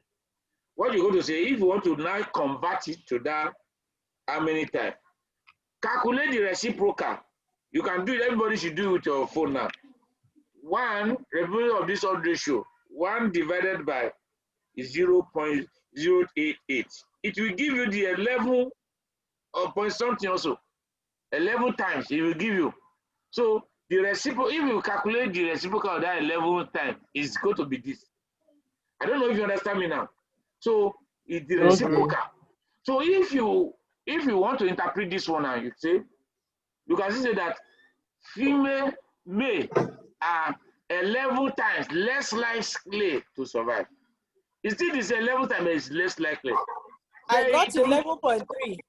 The reciprocal is 11.3. So it's the same thing. So when you get something like that, to me it makes sense to say that if you calculate the reciprocal, it's better to say female are 11 times. Even if you run it with female, you know it's binomial and male and female. Those are the only two. If the female are less likely, that should have female are more likely. Calculate the reciprocal and that's 11 times. Female are 11 times more likely to survive. So, but sometimes you may be having issue with the confidence interval. That is why it's good if you have done like that. Recode, you do it so that you now swap the reference. You change the reference back so that since you are now seeing that the male are less likely, make the male the reference. so that it gives you odds ratio and a confidence interval that you can easily just interpret. Does it make sense now? Now, let's go, sir. Okay, before that, you will see, look at the beta, minus 2.425. Scroll to the first one. The beta is 2. Is the same thing. Look at it. The difference is the minus. Can you see? Because it's the same thing. Look at confidence standard error, what statistic, p-value, everything is the same. Everything is the same. Even the beta is the only thing that the beta, look at it. Everything is the same. The only thing that the beta is the same by the sign. So if the thing is going to be less likely, the regression coefficient will be negative. If it is more likely, it will be positive. That's all. It's the same thing. You are just doing. So the switching over from one coding to the other is just for ease of interpretation. Now, let's run the one for traveling before we go and look for the class. Traveling with people. If you have questions, don't hesitate to ask. Yes, remove this one and put traveling with member of the house. Traveling with family, yes. Okay. Let's check. So what do we see now? You see the people that travel with a member of family, how many times are they more likely to survive now?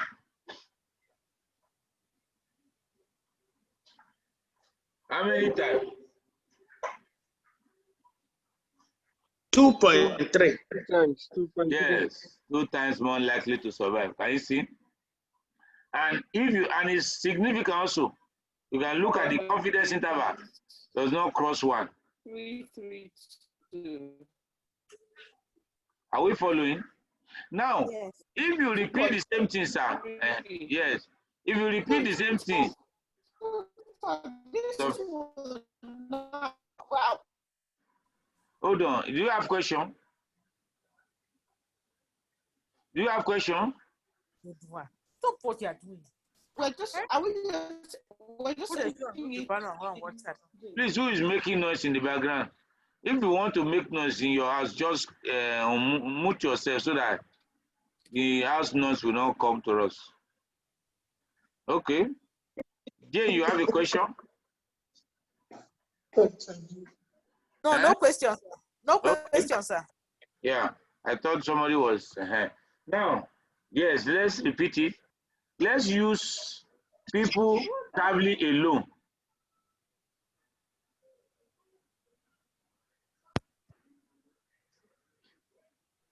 Can you see?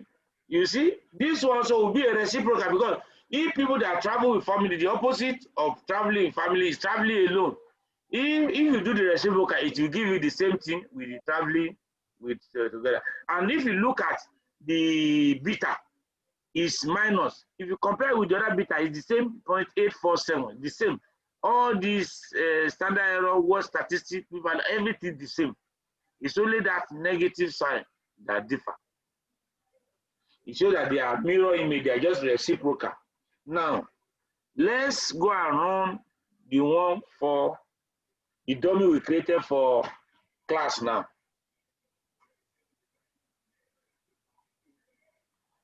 Okay, sir, let's go to the class.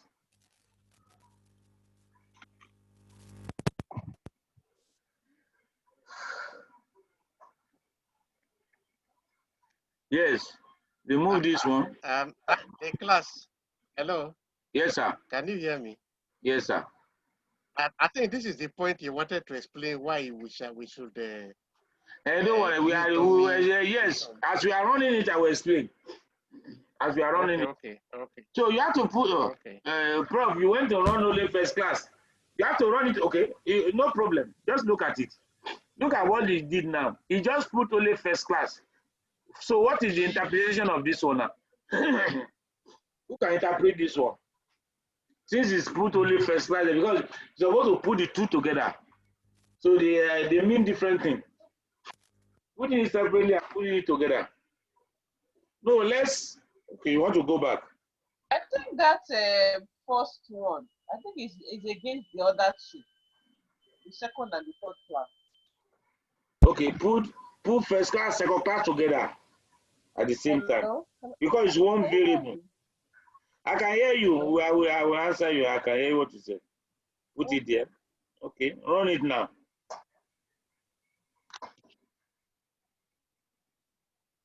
Okay, yeah, we'll go. What were you saying?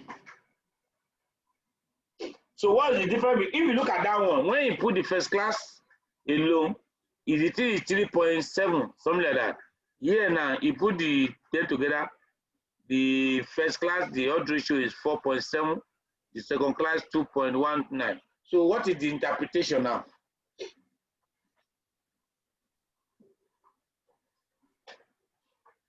Okay.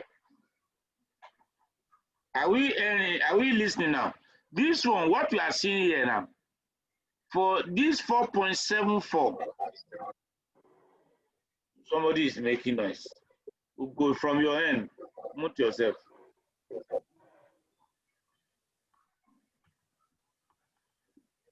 You know the problem I have. This one, somebody, Ugo, please mute yourself.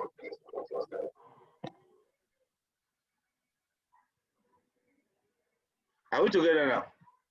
Now, if you want to interpret this, first class, the odd ratio is 4.74.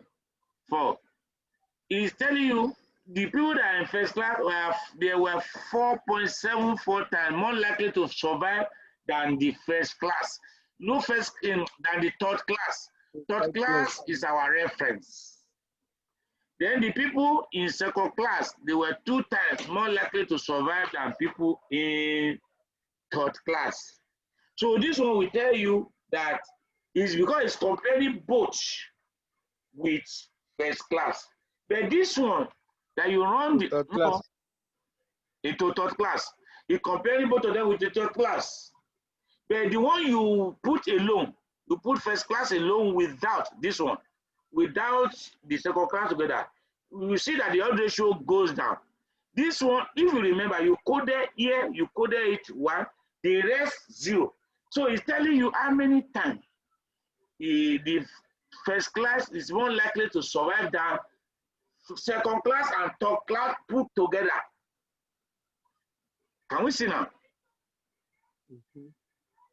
So that is why if you want to do it, it's better you run it together, you put it together, because you want to compare each of them against the third class. Yes, Amina. So because I have a question. This third class, how did we make it a constant? What we is it just that you once you don't touch, you don't make a dummy out of it, it becomes the reference. Okay, let's Prof. That's why I don't like. So why are you not sharing your own? Because I don't like people that how can the junior be creating question and I will not. Okay, Prof, stop sharing. Let some of them share their own. Prof, stop sharing. So somebody should share this own. Anybody below Prof and consultant. Anybody below Prof and consultant should share. Yes. Now go to the data view because you are in variable view. I want to show us something. So if you see, go to the end where we created the dummy, we put the dummy.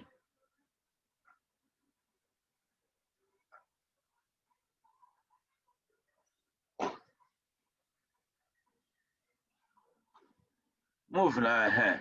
Now move to the, let's see very well. Let's see the dummy for the class.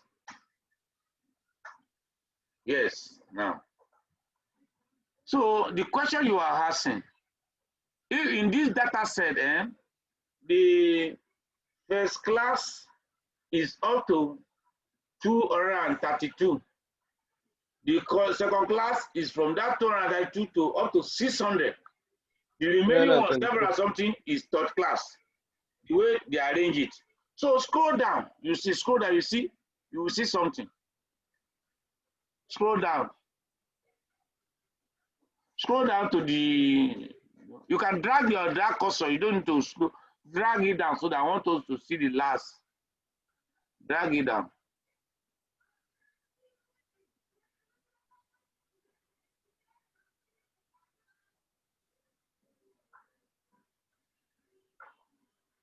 Okay, let's see now.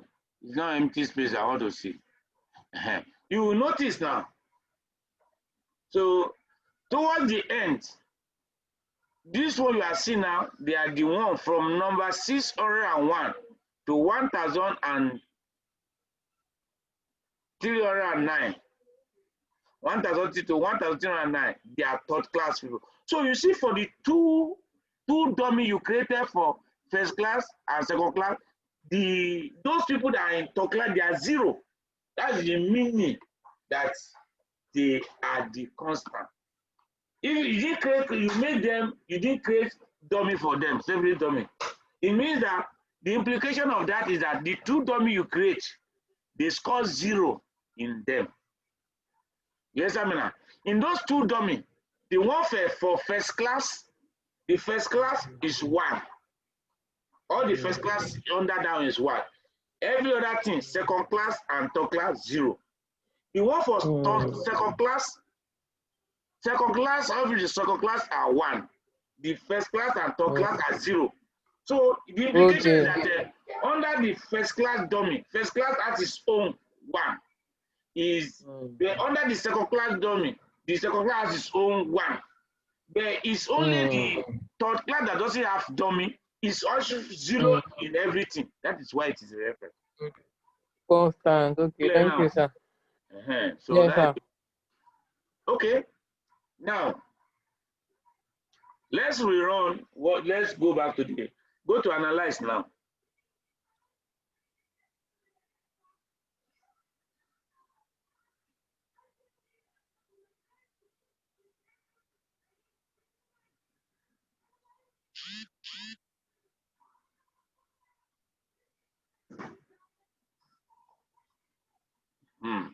So put the survive is up now. Survive as the dependent.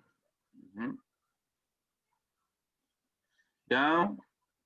Go to just we are still using that our no. First class and second class, move the two down.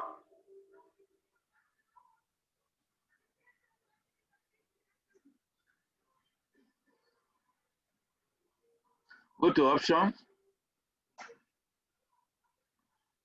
Confidence interval. Continue.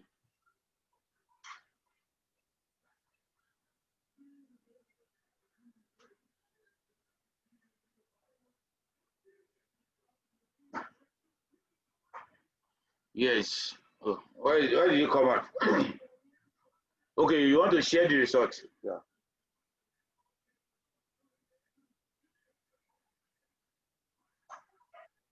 So can you see the result?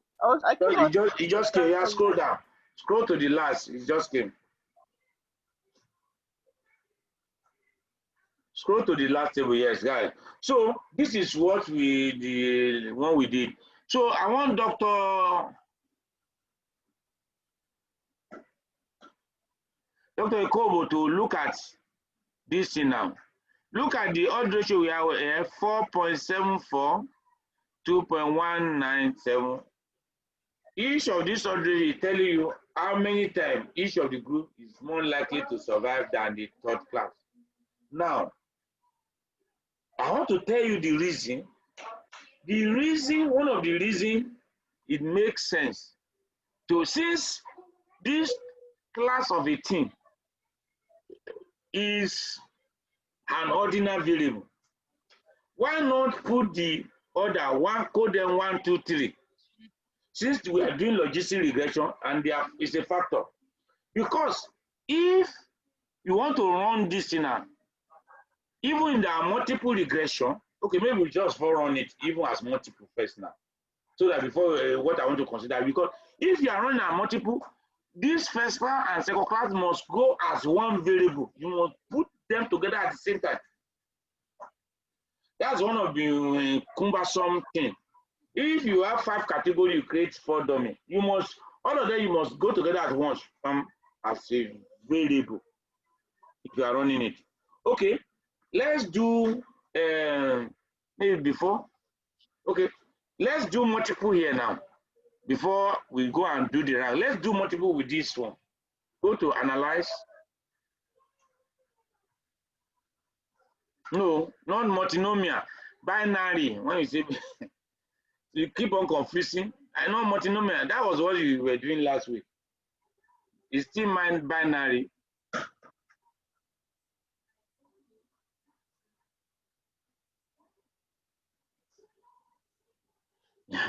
Now, it makes sense.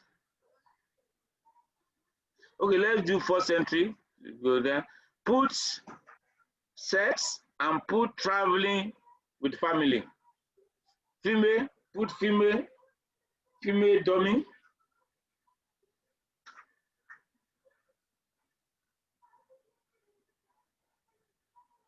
Then traveling test. This is what we call first entry. In the sense that you just put all the variables that you want to put, that you have run the regression simple regression with, that are significant you want to consider in the model. You just put all of them together at the same. That is first entry. Okay, click OK. Let's see the result.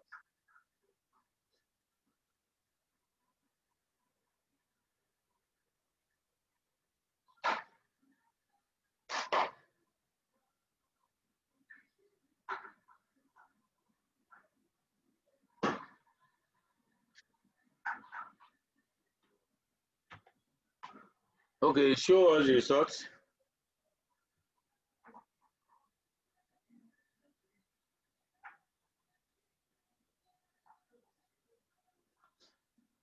Yeah. So you see, you can see the result now. You will see the female that was 11.0 something has even jack up. That's increased. The first class dummy that was 4 point something more than the third class, it has jack up. Even second class dummy that 1.1, 2.19 has jack up. Traveling with family has gone down because it was 2 point something that has gone to 1 point something. So what you can see here is that somehow, when we talk about confounder does not only give amplify something, it can mask it also. That shows that what is even preventing us from getting the true picture of the effect of sex and first class was the traveling with family, because that shows that even if traveling with family, if you cross-tabulate now, you're going to see maybe likely that the female are more likely to travel with their family than the male.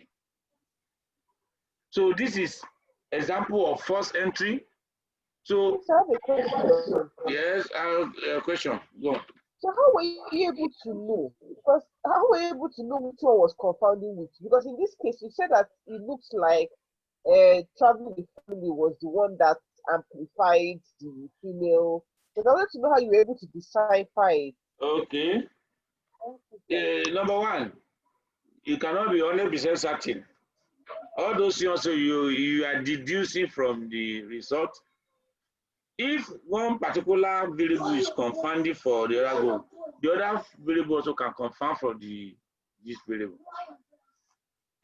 Like for example, when we talk about we are studying if effect of alcohol on lung cancer or on heart disease, and if cigarette also affect heart disease.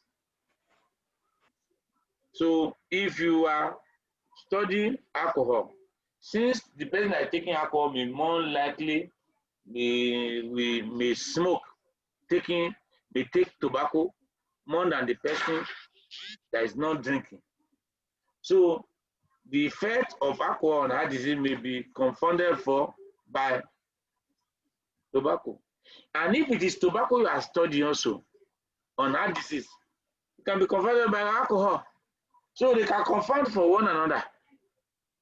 So what you are just seeing now, you can see that some are jacking up, some are, when you bring them together, some are going up, some are coming down.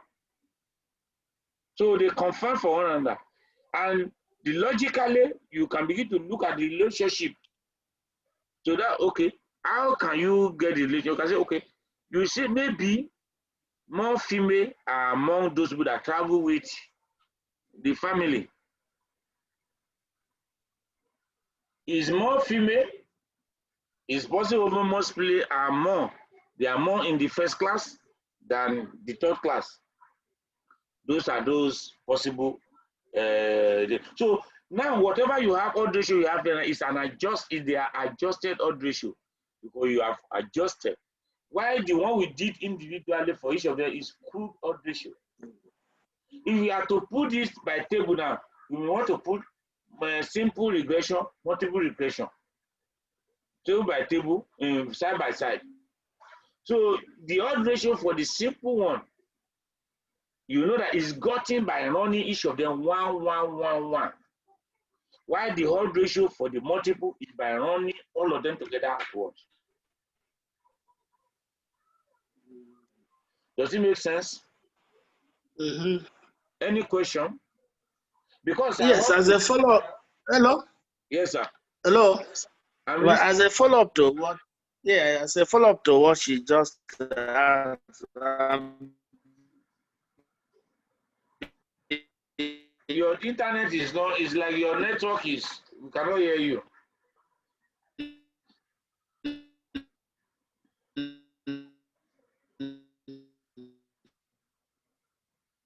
We can't hear you.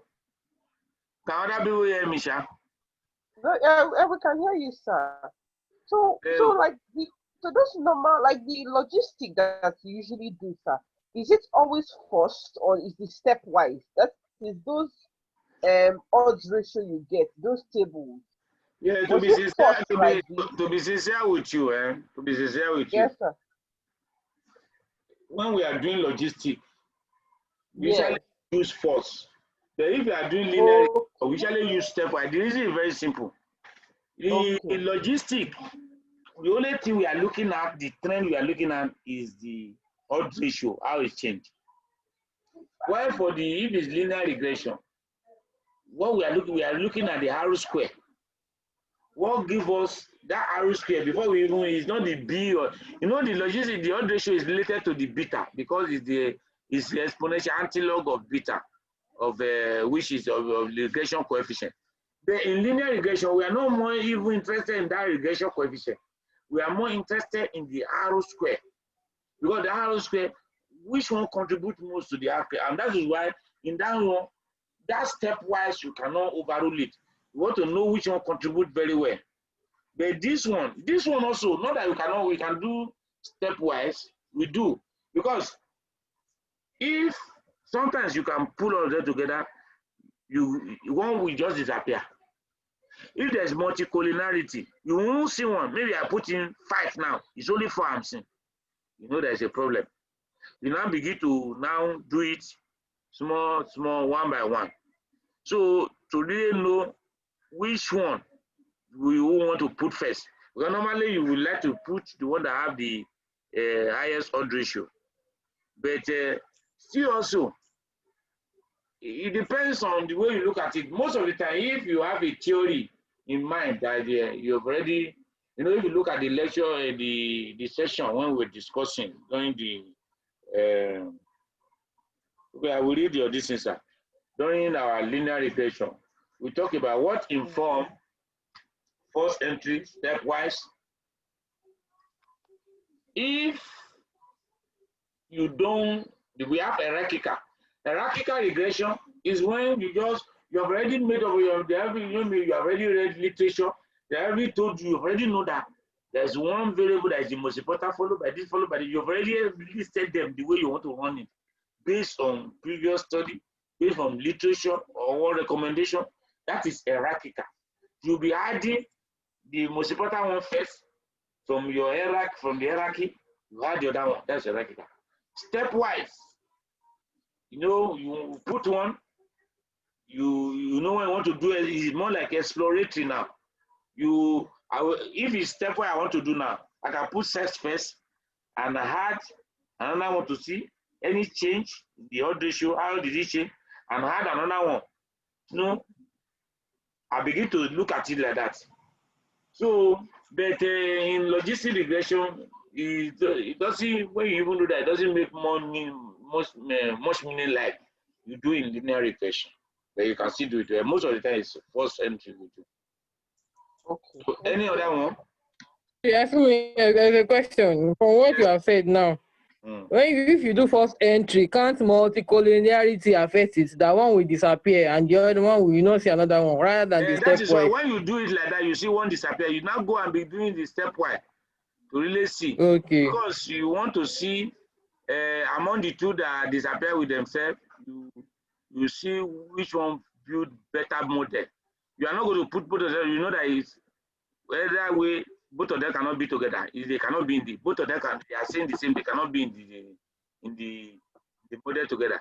Then you now begin to test both of them with other people to see the one that gives you a better output. And you usually have the problem.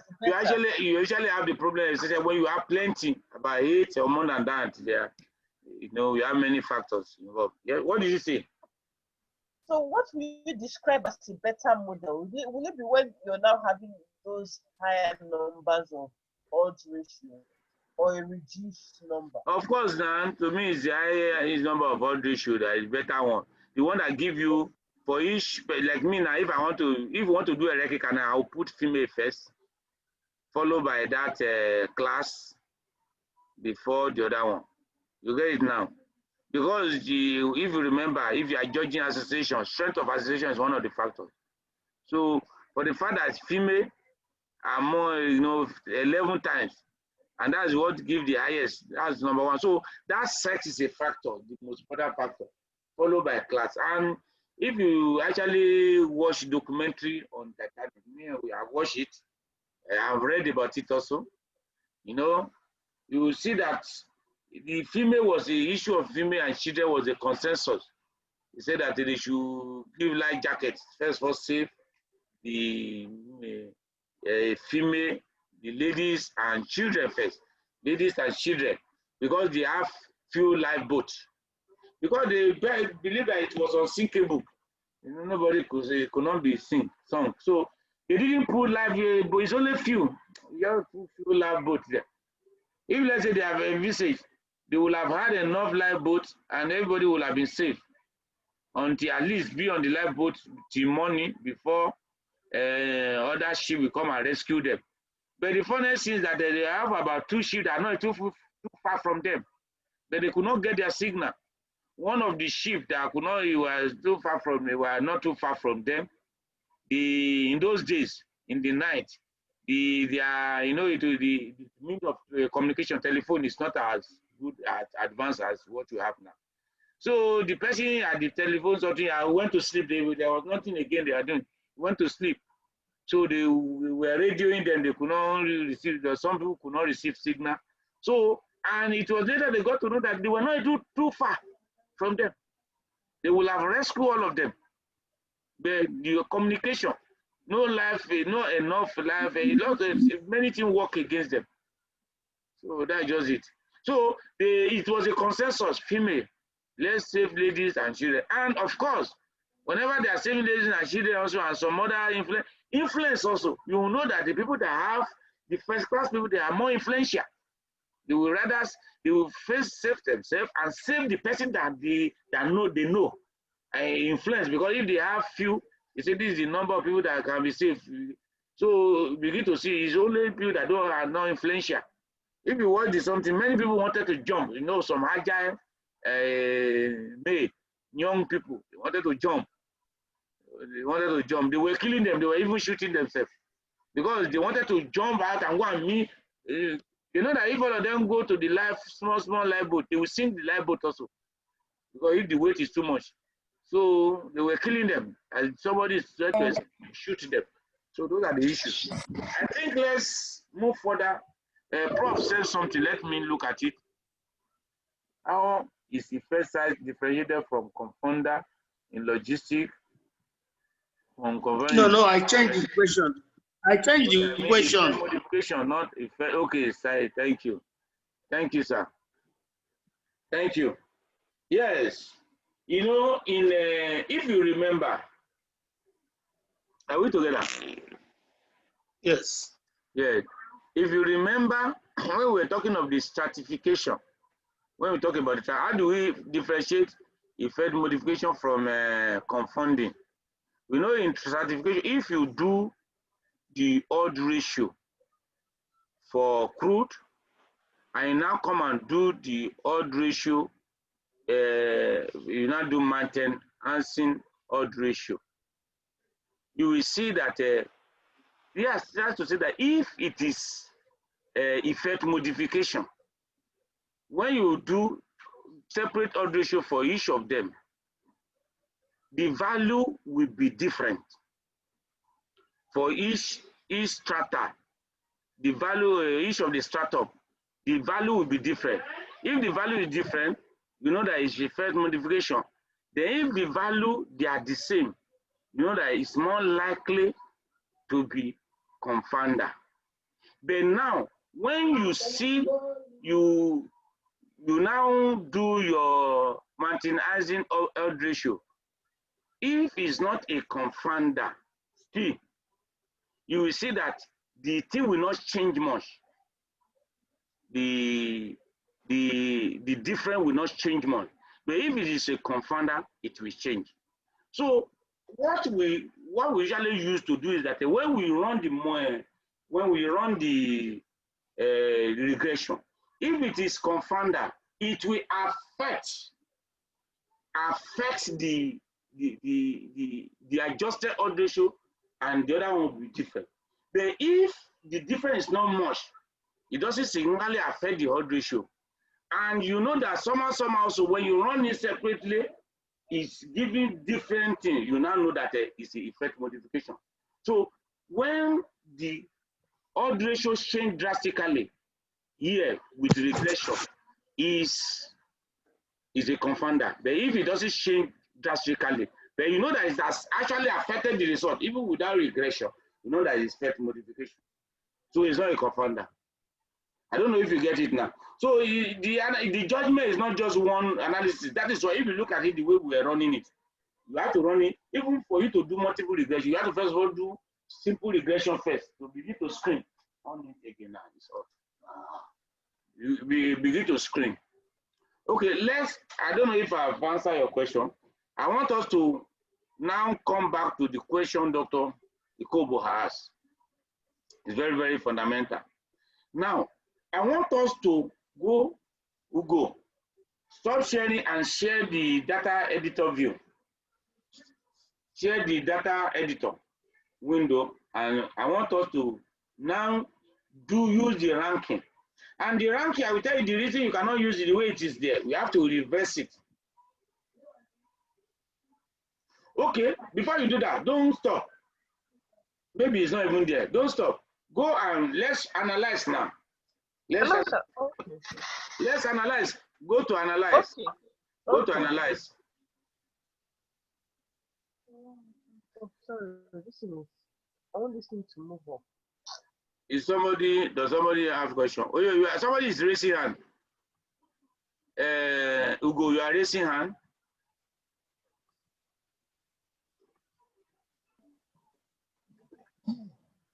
Sorry, sir. I'm trying to get what you explained for Prof the other time. You said if it is effect modification, the odds ratio will be, you see that there is a significant difference. What you are saying that if it is not confounder, are we following? If it's not confounder, the odd ratio will not change much when you put them together. Like the way we are running now, that the odd ratio will not, if it's not a confounder rather, the odd ratio of each of them will not change more. If they are not confounder, but if it's a confounder, they will affect their odd ratio. That's all. Okay.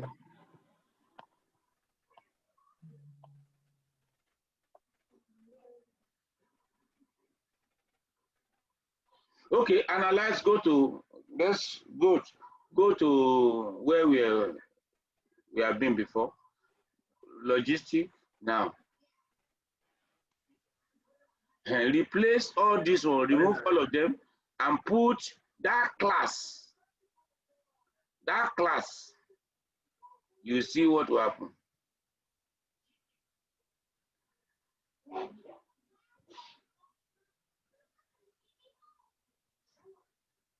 Remove first class. Remove first class. As dummy. Go to class. That class, the original something, because it has already been coded 1 to 3. Move it, you will see what will happen. So go to see the reason we need to change that class. That's ranking. Go to change it.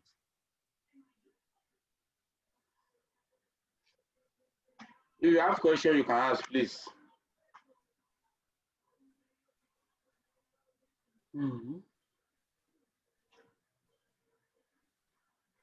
So what are we seeing here? What do we see? What is the result we are seeing now?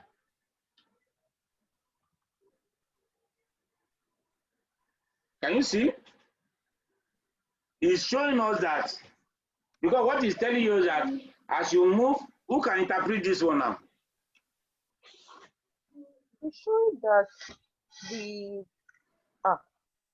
the class is 0.5 times less likely to affect survival ability. Because the class is as you are moving along the class, you are less likely to survive. But the issue there is that moving along which, is it up or down? But if you look at the way they coded it, the first class is 1, the second class is 2, the third class is 3. What is that? As you are moving from first to third class, you are less likely to survive. That is true. If you calculate the reciprocal of this one now, it will give you something greater than 1. So that's why, for it to make meaning, since you know that the way they coded it, they coded it opposite of the advancement of the class. Because when you say first class, it means the highest. Second class follow. Third class is it. So we are going to reverse the coding. When we reverse the coding now, we're going to see the true picture. It will give you something like, if you calculate the reciprocal of this one now, 1 divided by 0.459, it will give you something like 2.178. The odd ratio it will give you. Okay, now go to your, stop sharing and share your editor, and let's reverse the coding. Let's revise the coding. So it's good, so that we see the way practically this thing is done. How do you reverse the coding?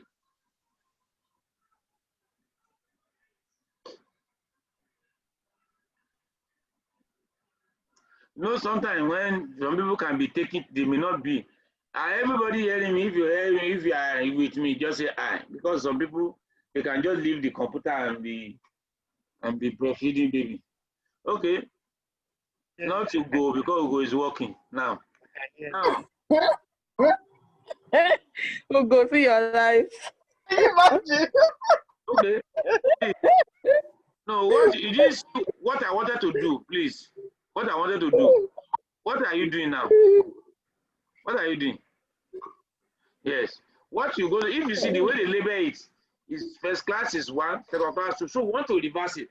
If you have something 1 to 3, we want to reverse it. What you want to do is to remove it from 4. So we are going to remove. So we want to compute. Dr. Ikobo. You have to I can hear you. I can hear you. You know, you have been talking of transformation. So go to transform now. Then compute. This is one transformation now. Compute variable. If you want to revise something that is coded 1 to 3, you remove it from 4. You want to, so just say class reverse.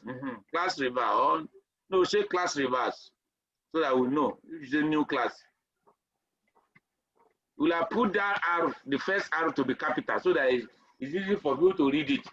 That first arrow after class, make it capital. Class reversed. D at the end. Reversed.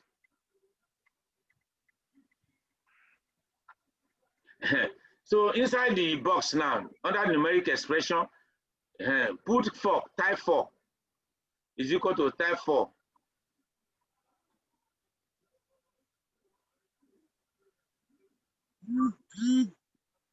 Type 4 now, minus, then minus is the one below positive there. You see on the keyboard in the computer there, below positive, yes, minus. Go and move that class now, the original class, move it there. Okay.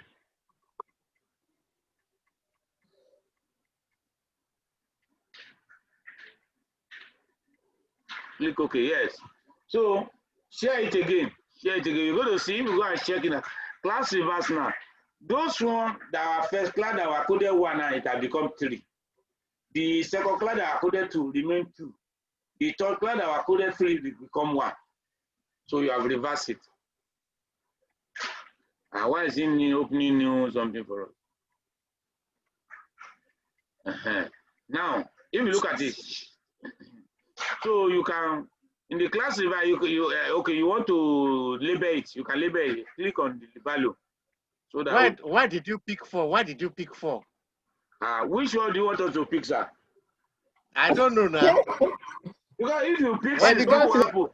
If you remove, if you remove 3 from 6, if you remove 3 from 6, you remove 1 from 6, become 5. The something is on a scale of 1 to 3. You want to reverse. You want the one that was 1 to become 3, and the one that was 3 to become 1.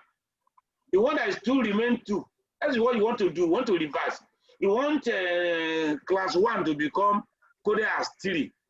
First class to be coded as 3. Third class to be coded as 1. So how do you? So because there are 3, so you put 4. 4 minus. Yes, because there are 3 there. The highest is 3. You put 4. So you put 4 minus class. 4 minus the class, yes. If let's say the highest, if they were 4, you will have put 5 minus class. Use 5, yes. If there were 6, if you use 7. If there were 5, you use 6. Okay. But it depends on the coding. If the coding is from 0 to 4, that one is different. Look, it's 0 to 4. You still use 4. You understand? Because coding is from 1, 2, 3 to 4. So when you remove 4 from 4, it becomes 0. When you remove 0 from 4, it becomes 4. I don't know if you understand. It depends. If it is coded 1 to 4, you use 5. But if it is 0 to 4, you use 4. You understand me now? Okay. So let me see. Okay. Let me see what you did. Let me see. Click on that value. Let me see what you put there. Okay, that's great. First class is now 3. That's great. Yes, you're right. But you are not consistent in your you use capital for third class. The other one you use small letter, small something. So it's good to be professional. Yes. Yes. Okay. Okay. And go and change your decimal to 0. Click OK. Reduce the decimal to 0. It doesn't give. Go and run it now. Go back to the analysis. You're going to see what it will give us. Let's go back to the analysis.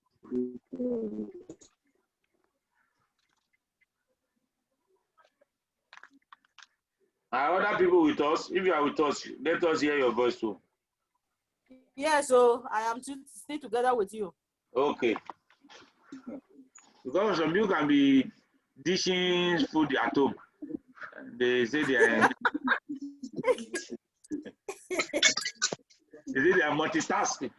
There was a chicken down. Why do you exposing us like this? Okay. I can see now. Okay, scroll down. What did you do? Have you run anything? I've not run it. Okay, go to analyze now. Go to analyze. Okay, you have run it now. You have run it. Yes, I told you told me to run it. Yes, you are running. Yes, yes. Can you see? If you look at it, can you see? Can you see the so this one is the right one now. You can easily say that as you move from one class to the other, the likelihood of surviving increased by 2. What it doubles, what it means that if somebody is in second class, he's 2 times more likely to survive than first class. If somebody is in third class, he's 2 times more likely to survive than second class. You get it now? Do you have question here? But if you look at, go and look at other things. Go and look at the, you will see. Go and look at the beta and standard error and what for is the same. Scroll up to look at the original one, the first one you did. You're going to see the same. It's only that that one has negative. Can you see? Everything is the same. It's only that this one is minus 0.779, while the other one is plus. It's the reverse of it. It's just the same thing we were doing before, the reverse of it. So you need to understand your data, you understand what you are doing for you to know how to use the computer, the machine to answer your question. What other thing? What other thing? So let's quickly, like where we close it, let's use do multinomial. Let's assume that let's assume that this we want to do multinomial regression. You know, we say in multinomial, the outcome variable, it has more than 2 categories. Let's assume that the class is our outcome variable now. Let's say the class. That class, first class, second class is our outcome variable. So let's look at it. Not survival, outcome variable is Not survival. No, let's use the other one. No, use the dummy. It's dummy you're going to use, please. It's dummy. Use the dummy. Because you have to create dummy. Is the dummy you're going to use. You know, if that is outcome, all those ranking, you cannot use it unless it's the unless it's the what do I call it? It's a factor. What are you doing? Okay, sorry. So you cannot, okay, it's one. So sorry, use the reverse one. Sorry, use the reverse one. It will tell you, use the reverse one. That reverse class, yes. Dependent is the dependent. No, it's the dependent. We are talking of multinomial. In multinomial, instead of our outcome to be yes or no, 2, there are more than 2. So the only one that has more than 2 here is this class. Let's assume that class is the outcome. We want to see the sex of the people and the age. If age determine the class you belong to, if sex determine the class you belong to. Now the factor, let's use female, just use one of them. Female dummy. Let's use female dummy. Then click on reference category because it will ask you which one is the reference category. The first is our reference. Although even if we use the other one, is not in, no, it's not custom. It's not custom. We'll click on the first. Okay, you want to do custom and okay, just well, you can use the custom. If that's okay, you can put one. Okay, let's run it like this first. We'll come back and do the other one.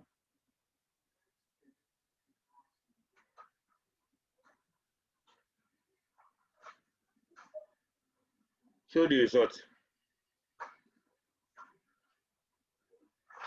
So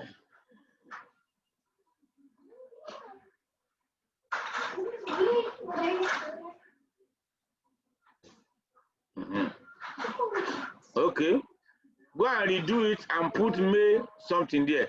Redo the same thing and put May so that we interpret it. Redo it and put male dummy instead of female.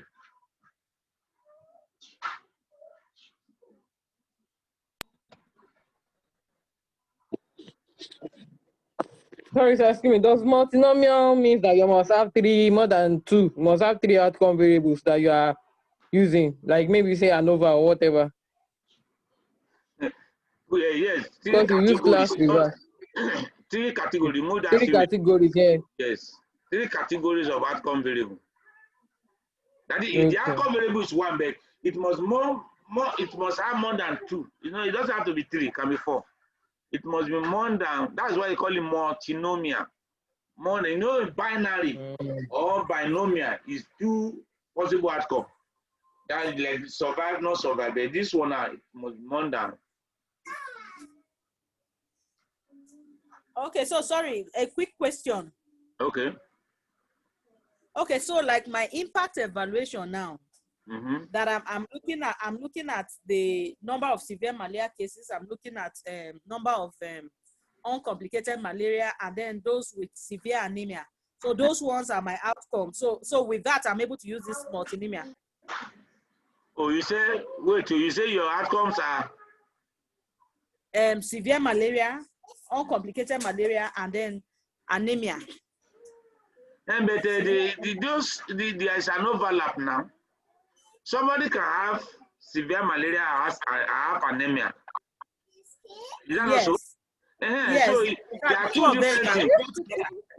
No, wait. Are we together, please? People should listen, please. One after the other. I wanted to ask. Okay. If we are discussing something first. You ask your question. Now, this thing you just raised now, if it is for malaria now, you know, when you have malaria, you may say it is uncomplicated, it's severe. Yes. That one is 1 outcome, but 2 possible value. It can be, the malaria can be uncomplicated or severe. But the issue of anemia is not clear cut. It's not a 3rd category, because somebody can have severe malaria and have anemia. Yes, so you are right. Let's say you can have something like maybe death. type of okay, but the issue there is that even death. So death is another category. Death, malaria.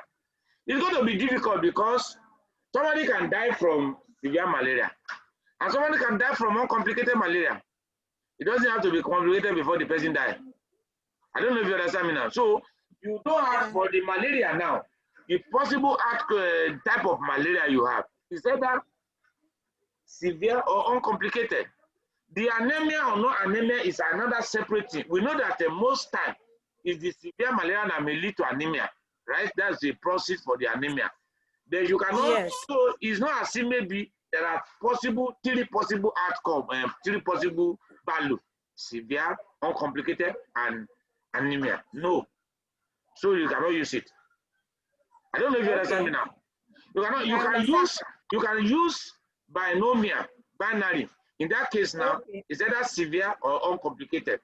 And if you want to do, you want to know, okay, what are the predictors of severe malaria? In that case, if it's the predictor of severe malaria you're looking for now, we now call your in your outcome. Severe malaria will be 1.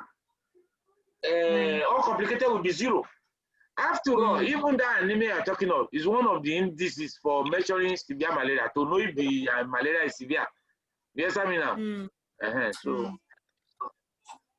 So you can use binary logistic. So Dr. Igo, you are asking a question. Dr. Ugo. Hello? Is he there? Network Palava. She just left. She's coming back. Network sent her away. Okay, any question on what we have done? Any question? Are people sleeping? Or should I be calling name? Let me be calling name. Any question? Let's start with the yesterday. Any question? Sorry, multinomial be done for ANOVA. When you have 3 groups.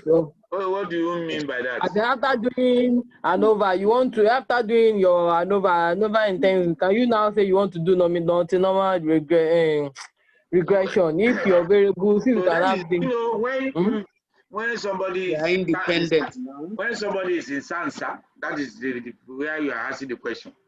The ANOVA, the outcome variable is continuous in ANOVA. Here, Okay. the outcome variable Okay. is categorical. So they are two different things. Yeah, it's categorical.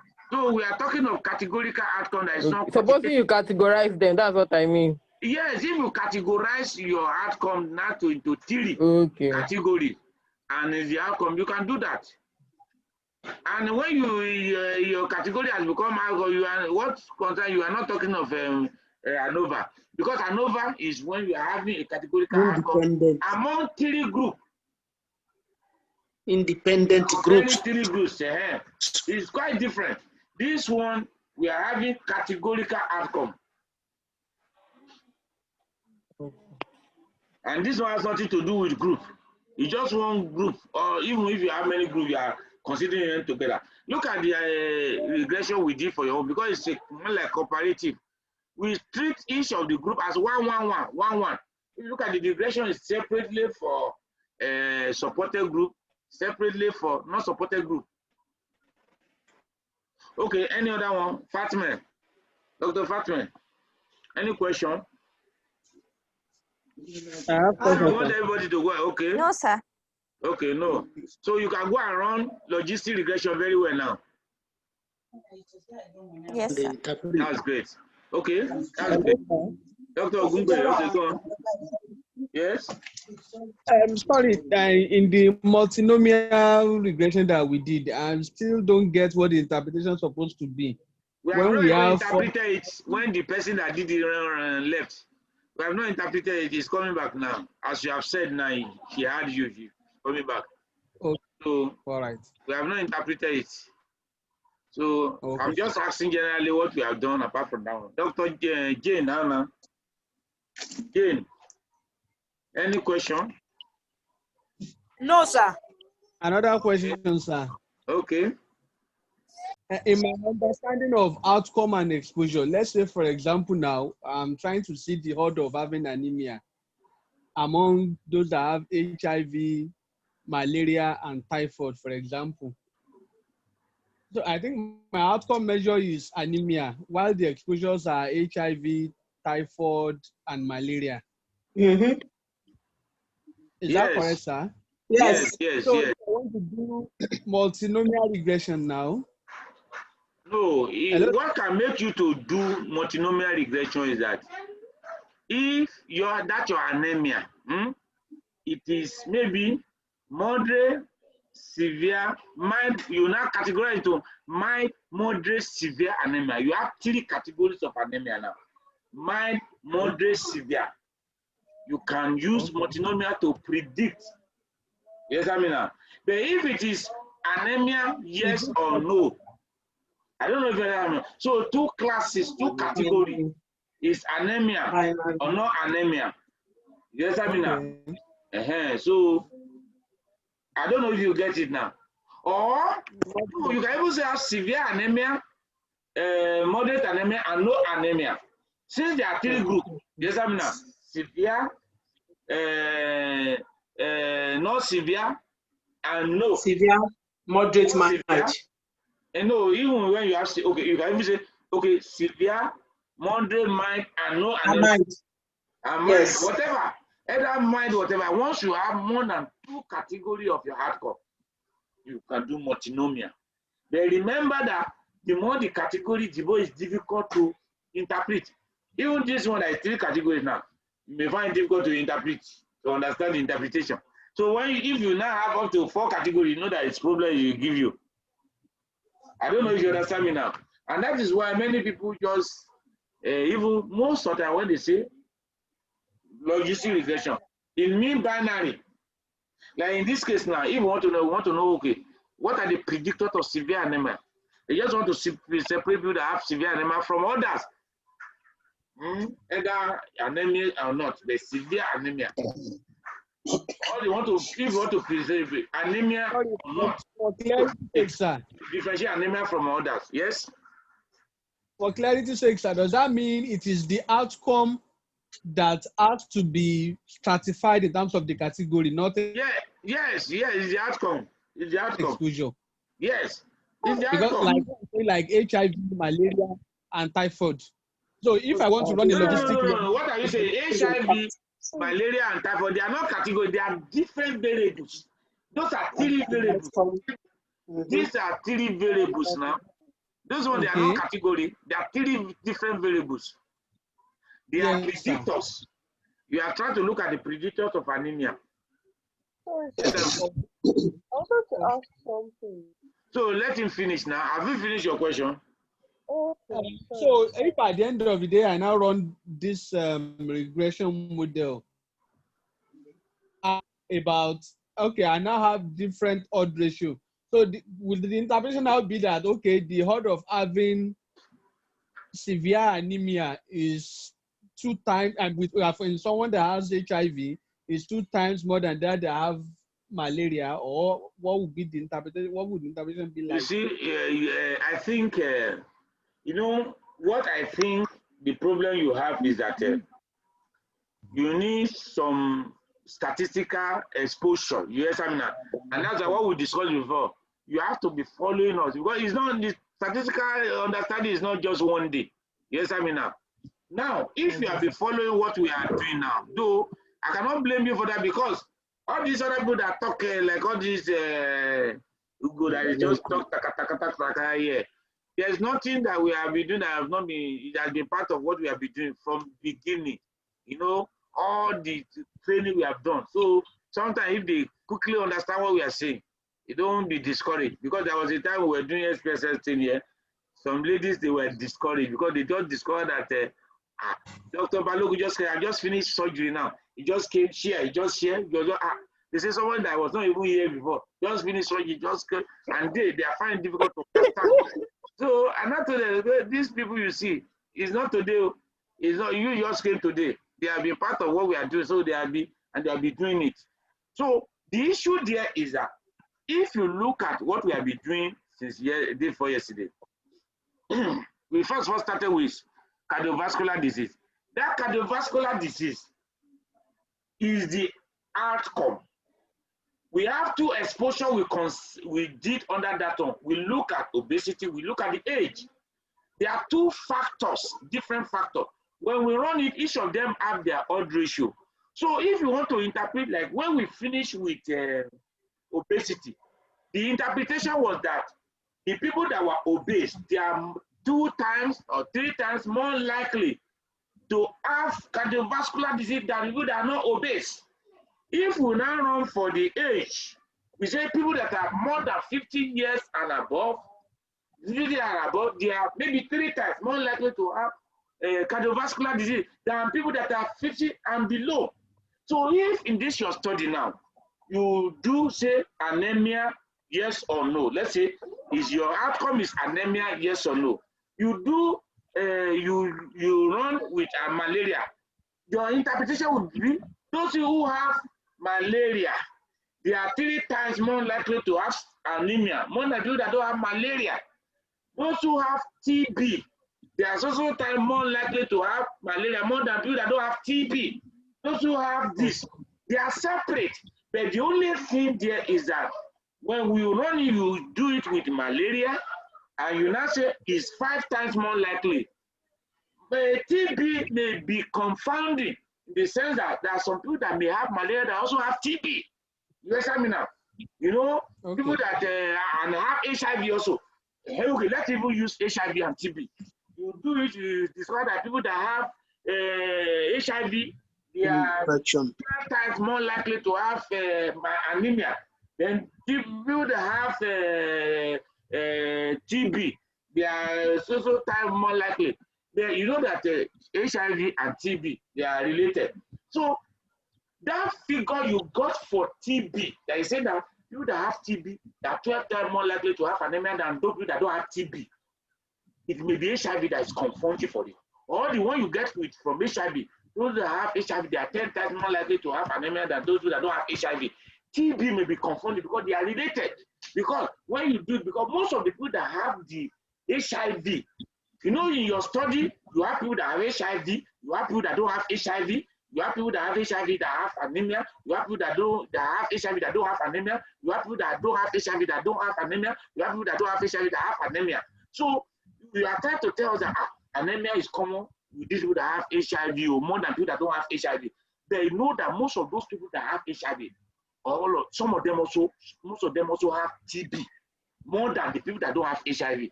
So, and the TB also may contribute to anemia.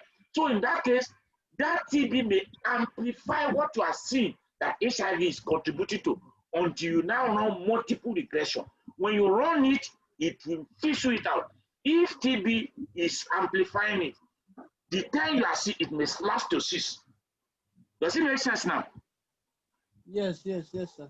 So I think you are getting what. So that thing, if let's say you were here when we were doing linear regression will first of all set pace for logistic regression because it is easier to understand, and in progression, most of the advancement you are seeing in statistics start from all this continuous outcome. It is later they now adjust it to categorical outcome. So that is why I will advise you subscribe for that and go and listen to some of our video and make sure that also all the time we're having our free lecture, make yourself available. And if sometimes you are busy, anybody that have this subscription, all the videos they are there at your lecture time, anytime you are less busy, even if you are on transit, you can use your phone to access it and be playing it, and you'll be looking at it.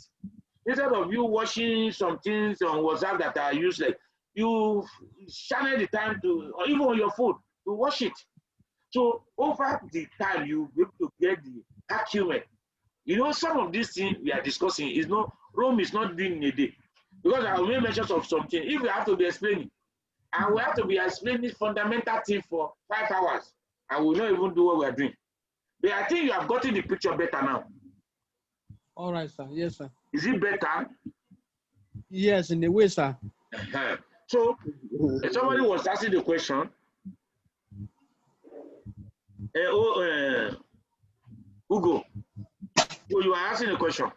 Or T, you are asking a question. I was trying to say that, you know, when you were talking about, when Jane was asking me a question, you know, oftentimes we always say that before the onset, you have to define it. So you have to say, for example, you know, we were saying, oh, anemia. I was saying that there are some textbooks that will say malaria is complicated once it has either anemia or it's malaria and let's say renal failure or malaria that affects the brain cerebral. So I was just trying to explain that once you get the definition from the word go, from the style definition, then you're able to do all those decide on which how many out. Yes, exactly. But it's very important that you get it from the beginning so that you have that. Thank you. Okay, that's great. Yes, thank you for that. Any other one? Okay, let's quickly look at this one you have run here now. But wait, the second one, you didn't run I said you now did it together. Oh, I didn't say you should male and female together. I want you to show only male dummy. Don't you are putting them together, you are masking a lot of things. Just run it only male dummy.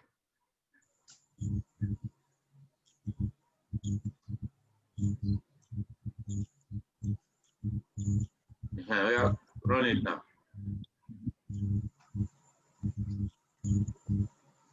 So scroll to the last. I thought you have done it. Which one is distance?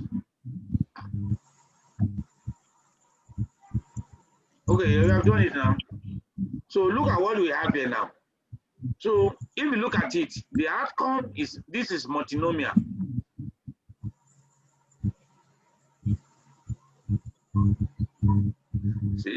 Prof is asking question, since the class is ranked, can we use class? Since the class is ranked, can we use class as outcome for ordinary regression just as it? I will not do it now. You know, we tried to do it last week. Just leave that one. It's because there are some other things under that one. Just leave it. Let's just do the multinomial. Don't let us complicate things. Even this one now. Even this one, I just want to use the time. Don't worry, we still have time to unpack some of those things in the next training. The subsequent training, and in our lectures we'll be unpacking, you know, and most of the time, even if you still find it difficult to even understand the logic behind or binary logistic. So even this binomial, I've not even run it. It was only one time somebody they run it, they cannot interpret. They brought it to me. I had to interpret for them. They didn't know how to interpret the results. They ran the thing, but interpreting the result was a problem. So that rise result. What I did was to interpret.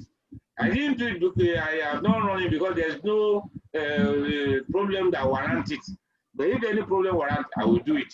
So that's just it. Common thing occur commonly. Now, look at this. Since we have something is making noise background, somebody should mute. Now, you see, the third class is our reference. So you have first class and second class. Can you see now? Here. So what is telling us that the outcome is having been in first class instead of third class and being in second class instead of first class. And you say that's the outcome. So when you look at it now, when we put the male dummy on his own, he made the male dummy 1 as the reference. He made male as reference and female as the one is pushing forward. That's where the machine does it by itself. So he tried to tell us how many times female is more likely to be in class 1 instead of class 3, and or how many times female is more likely than male to be in first class and in second class than third class. So you can see that if you look at the odds ratio, female are 1.4 times more likely to be in first class than third class, than female, than male. And the same thing also. In second class. In second class. In second class. In second class. And also 1.8 times more likely to be in first class. That's just the interpretation. So sometimes it can be difficult for people to interpret, but let's just take it bit by bit. I believe that by next year, yes? That interpretation, you said the first one, females are 1.4 times more likely to be in second class than which one? Is it than third class? Than third class, yeah, instead of third class. Yes. Then the first class, females are 1.8 times more likely to be in first class than which class? Than third class also. Third class is still reference. The reference. Are we together? Sure. Yes. Any question? This is so that we can close. Let's just wrap up. Yes, I'm just wondering whether. Almost 9 o'clock. Hello, Dr. Zolapo. Yes, sir. So I'm just wondering whether if it's. I know that by convention, the smallest is your reference, but is it possible to swap it the way around and yes, you can do that. You can, second class the reference and compare other ones with it. To make second class the reference? Yes. Well, no, it doesn't make sense. If you remember, when we were talking about, we were doing ANOVA, when we talk about plan contrast. Yes. You either start from the last or start from the first. It doesn't make sense now. Yes, I mean now. Okay. How will somebody pick second class as reference and say how many times first class more? When something is ordinary. Yes, I mean now. So you can put first class as reference, you can put third class as reference. Okay, that's the what last. Even that's why when he was running it, they give option. Do you make the first as the reference or the last? Okay. Yes. So any other question? Okay, if there's no question, I think we close it here. We can try to see. You can stop sharing. So let me just. Can you allow me to share? You want to share? Can you allow me to share the screen? Share.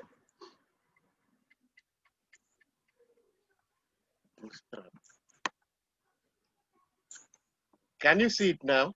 It's coming. No, it's not coming. It's coming. Yes, you can see. You are taking us to linear regression. No, no. I'm not taking it to linear regression.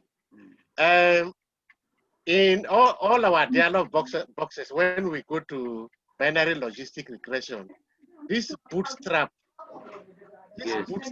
shows this one. When you click it, you see what because we have never used it any day. So I don't know what does it mean. This bootstrap, what is it for? That one will be a subject for another time because I made mention of it when we even last week. We talked about jackknife and bootstrap. It's just I told you that when are we together? When computer is trying to carry a particular procedure, they make effort many times. For you to understand it, we actually have to go back. Maybe when number one, you should not even expect the lecture on this one on the general note in the next few months, maybe later, maybe close to the end of next year. Because you that are listening to us, they don't even know simple things. And if we want to do it also for you that are interested, we need to unpack a lot of things. We talk about inferential statistics. Yes, when we talk about sampling distribution, where you take sample many times. Those are the things that this type of thing does. You get the picture now. So we'll be discussing that later. It's not even only bootstrap, jackknife, and all those, so we'll talk about them. But let's be bit by bit, we'll be talking about them. Okay, thank you. You're welcome. Thank you. So any other one? Somebody sends chat. Yes, for the next weekend, no workshop next weekend.